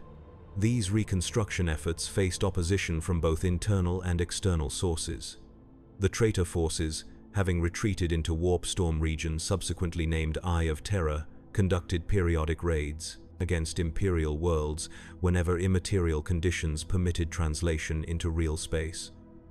These incursions, while lacking strategic coherence that had characterized Horus's campaign, inflicted disproportionate damage due to warp-enhanced capabilities developed during extended immersion in Imperium's corrupting environment. Defending against such threats required specialized formations like Grey Knight's psychically active Space Marine chapter operating under Inquisition authority rather than standard Codex organization whose existence remained officially unacknowledged even within broader Imperial hierarchy. More insidious than these external attacks was continued internal vulnerability to corruption, similar to what had enabled the heresy itself. The ruinous powers, having demonstrated capacity to turn even Primarchs against their creator, represented ongoing threat to Imperial integrity that could not be eliminated through conventional military means. The Inquisition developed in response to this persistent vulnerability, its foundations established by Malcador the Sigillite before his sacrifice on the Golden Throne. This organization, operating outside standard Imperial command structures with authority derived directly from the Emperor's historical mandate, assumed responsibility for identifying and eliminating internal threats before they could metastasize into systemic corruption. Its methods, unrestricted by legal constraints or proportionality considerations, reflected existential nature of the threats it was designed to counter. These defensive adaptations, while practically necessary for survival, accelerated the Imperium's transformation from expansionist civilization into paranoid fortress state. Knowledge became compartmentalized according to need-to-know principles that minimized potential damage from individual corruption but prevented holistic understanding essential for true progress. Communication between Imperial organizations occurred through ritualized interfaces that prioritized security over efficiency, creating institutional friction that consumed resources better applied to external threats. Innovation became suspect by definition, with deviation from established patterns automatically triggering suspicion regardless of potential benefits. These tendencies, initially implemented as temporary security measures during post-heresy consolidation, gradually embedded themselves as permanent features of Imperial culture, adaptations that prevented immediate collapse while ensuring long-term stagnation. This cultural calcification manifested most visibly in technological regression that defined post-heresy millennia. The Adeptus Mechanicus, having reorganized its internal structures to emphasize religious orthodoxy over scientific inquiry, approached technology as archaeological discipline rather than progressive science. Technical knowledge became matter of preserving ancient understanding rather than developing new capabilities, with innovation permitted only through rediscovery of lost standard template construct patterns rather than genuine invention.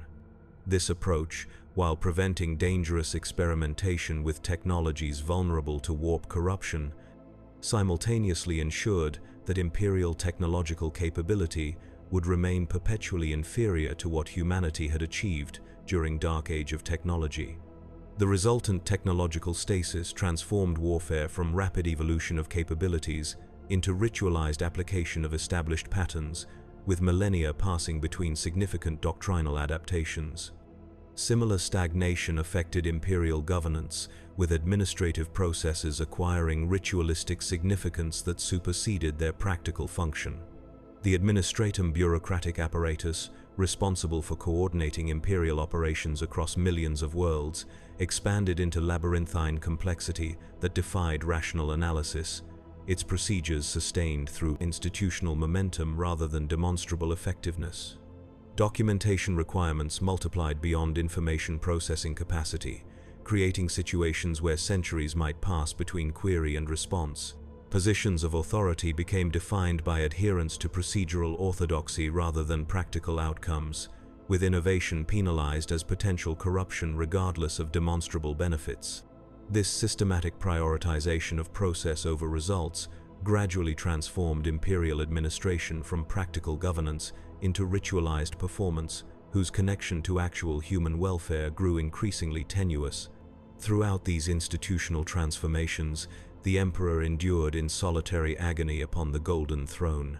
His physical form, sustained through combination of arcane technology and daily sacrifice of psychic individuals, deteriorated with glacial inevitability despite all preservation efforts.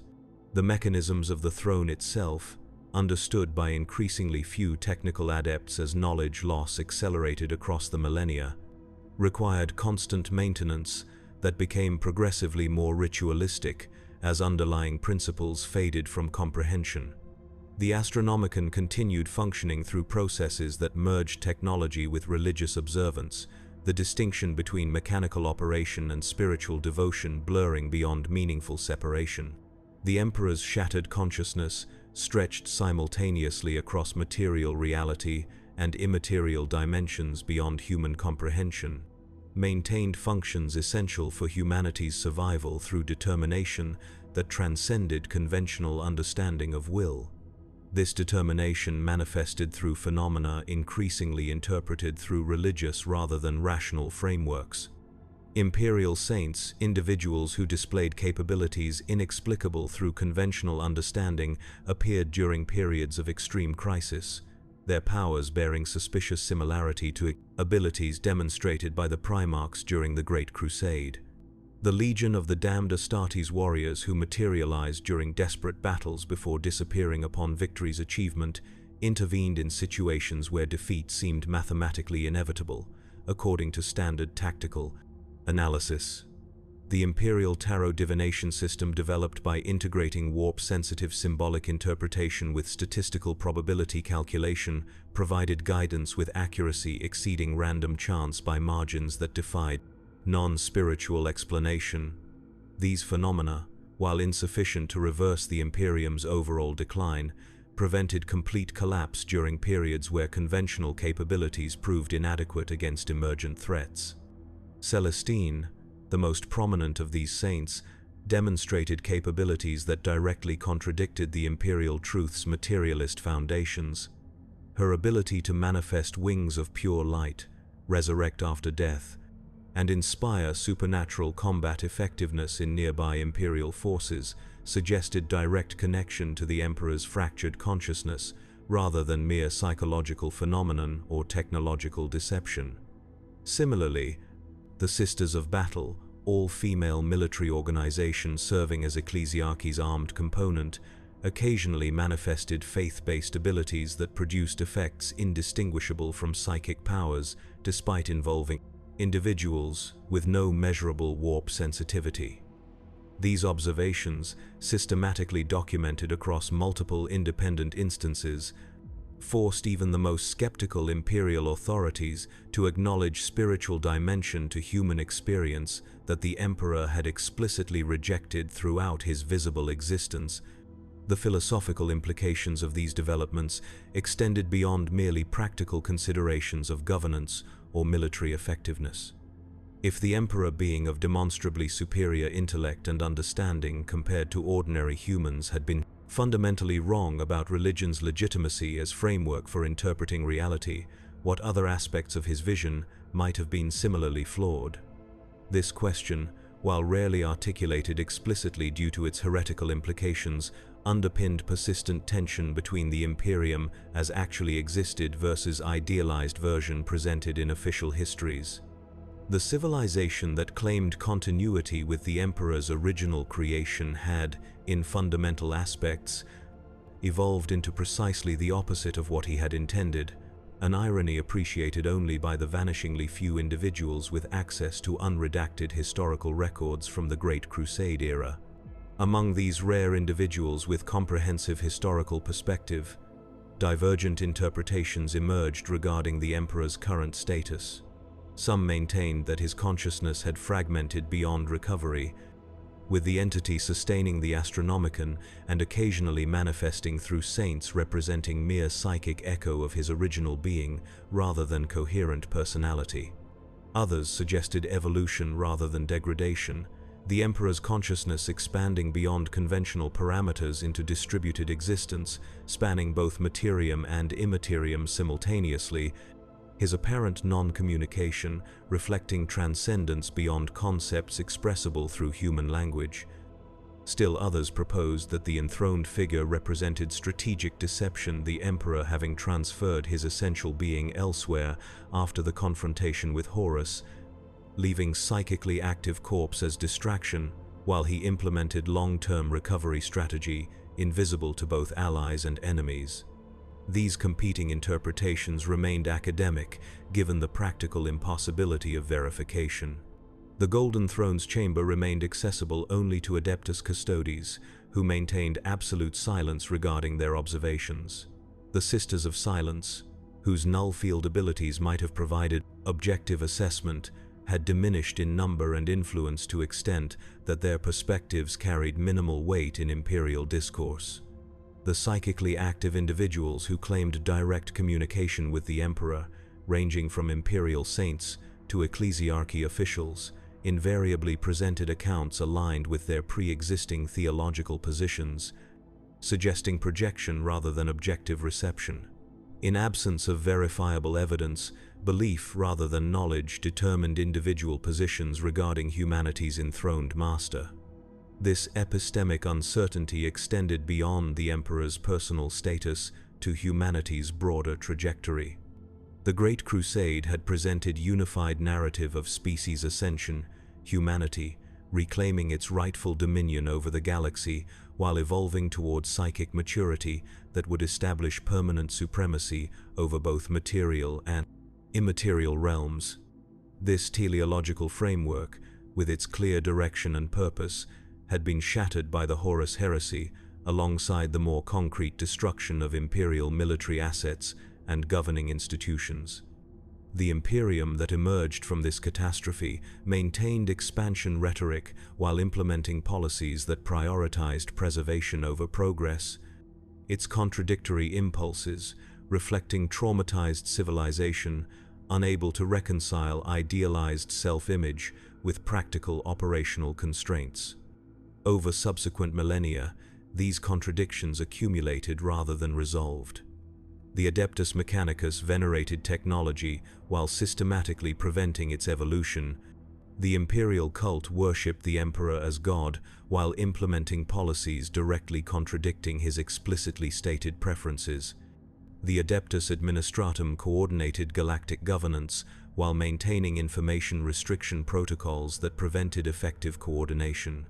The various branches of imperial military defended humanity while implementing security measures that constrained human potential more effectively than any external enemy. These paradoxical arrangements, each emerging from practical necessity rather than coherent design, gradually transformed the Imperium from functional civilization into self-perpetuating mechanism whose operations increasingly diverged from any recognizable human purpose.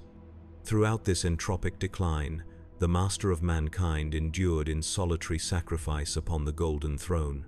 His physical body, sustained through technological means whose original purpose had been distorted beyond recognition, provided anchor for consciousness stretched across dimensions beyond material comprehension. The Astronomicon continued functioning through his unbending will, enabling warp navigation essential for maintaining minimal coherence across the Imperium's scattered domains. The immaterial predators that had corrupted half his sons remained contained primarily through his metaphysical opposition, their influence limited to regions where local conditions enabled manifestation rather than spreading unopposed across human-settled space. These fundamental services, provided through eternal suffering beyond mortal comprehension, represented invoice for humanity's continued existence, price paid willingly by being whose nature transcended designation as either human or divine. 10,000 years after the Horus heresy, the Imperium of man persisted as shambling echo of its original conception. The civilization that had been intended as humanity's vessel for evolutionary ascension had devolved into preservation mechanism focused on continued existence rather than advancement. The imperial truth rationalist philosophy, designed to eliminate superstition as limiting factor on human potential, had been replaced by religious dogma that systematically prevented intellectual progress. The Primarchs, transhuman beings created to lead humanity beyond its biological limitations, had disappeared from active participation in species development, leaving stunted institutions to interpret their legacies according to increasingly distorted understanding. These inversions, each representing failure of the Emperor's original vision, collectively defined civilization, sustained primarily through momentum rather than purpose. Yet even in this diminished state, the Imperium represented humanity's sole defense against hostility, both material and immaterial.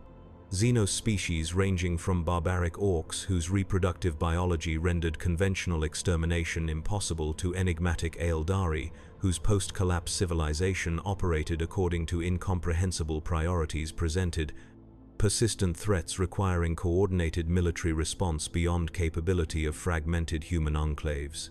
The ruinous powers, immaterial entities that had orchestrated the Horus heresy as part of incomprehensibly longer game, continued seeking access to material reality through any available vector, their ultimate objectives transcending conventional understanding, while their immediate methodologies threatened everything recognizable as human civilization. Against these existential challenges, even the Imperium's flawed protection represented improvement over realistic alternatives. This grim calculation that even dystopian existence surpassed extinction as preferable outcome underpinned the Imperium's continued function despite its evident failures measured against the Emperor's original vision.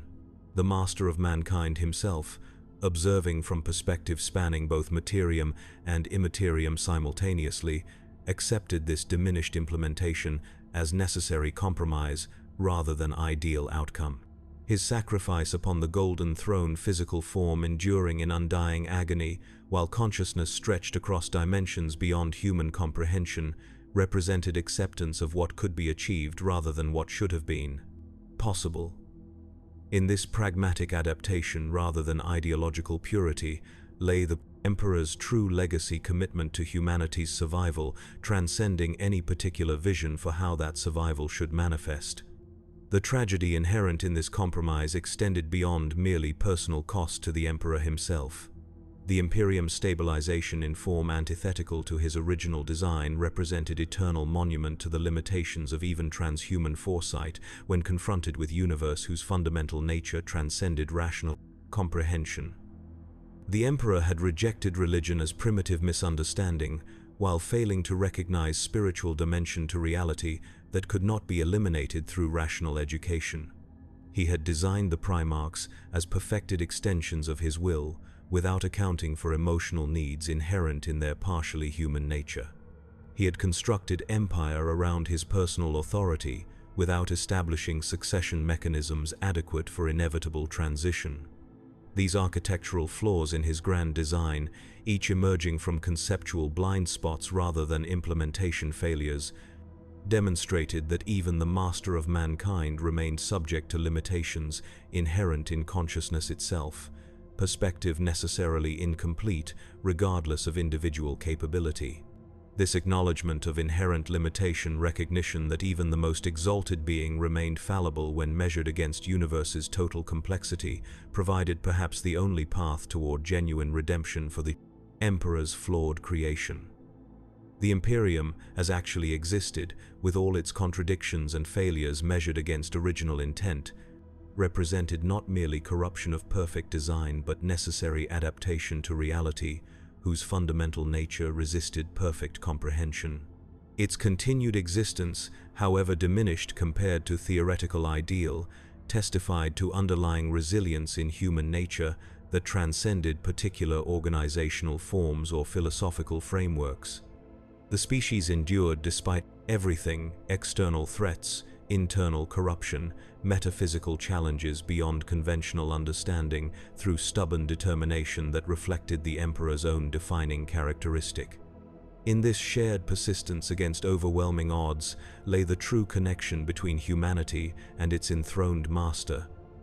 Not worship of perfection, but recognition of fundamental kinship in facing universe whose hostility transcended complete comprehension. The Emperor's sacrifice upon the Golden Throne mirrored countless human sacrifices across 10,000 years of desperate resistance against forces seeking humanity's extinction. The species and its creator shared not divinity but determined defiance against entropy, refusal to surrender despite mathematical inevitability of eventual defeat. This existential solidarity, rather than religious veneration or political organization, defined relationship that sustained both humanity and the being who had sought to guide its evolution. In shared suffering rather than transcendent ascension lay the bond that might eventually justify such tremendous cost. The Golden Throne stood silent in the deepest vault of the Imperial Palace, its mechanisms humming with energy beyond mortal comprehension. Upon this ancient device sat the withered form of humanity's master, broken but unbowed, suffering but enduring, sacrifice embodied in flesh, sustained beyond natural termination. The Emperor of mankind remained imprisoned between life and death. His consciousness stretched across dimensions, while his physical form endured in undying agony. 10,000 souls were sacrificed daily to maintain this twilight existence, their lives small offering compared to what their species' survival demanded. The Imperium continued diminished, corrupted, fallen from its intended glory but persistent against darkness that sought its final extinguishment. In this grim continuance, rather than triumphant ascension, lay humanity's actual destiny, not golden transcendence but stubborn endurance against universe fundamentally hostile to its existence. The Carrion Lord watched from his throne of sacrifice, and in his wisdom that transcended madness, he understood this was the best humanity could hope for in a galaxy of endless war.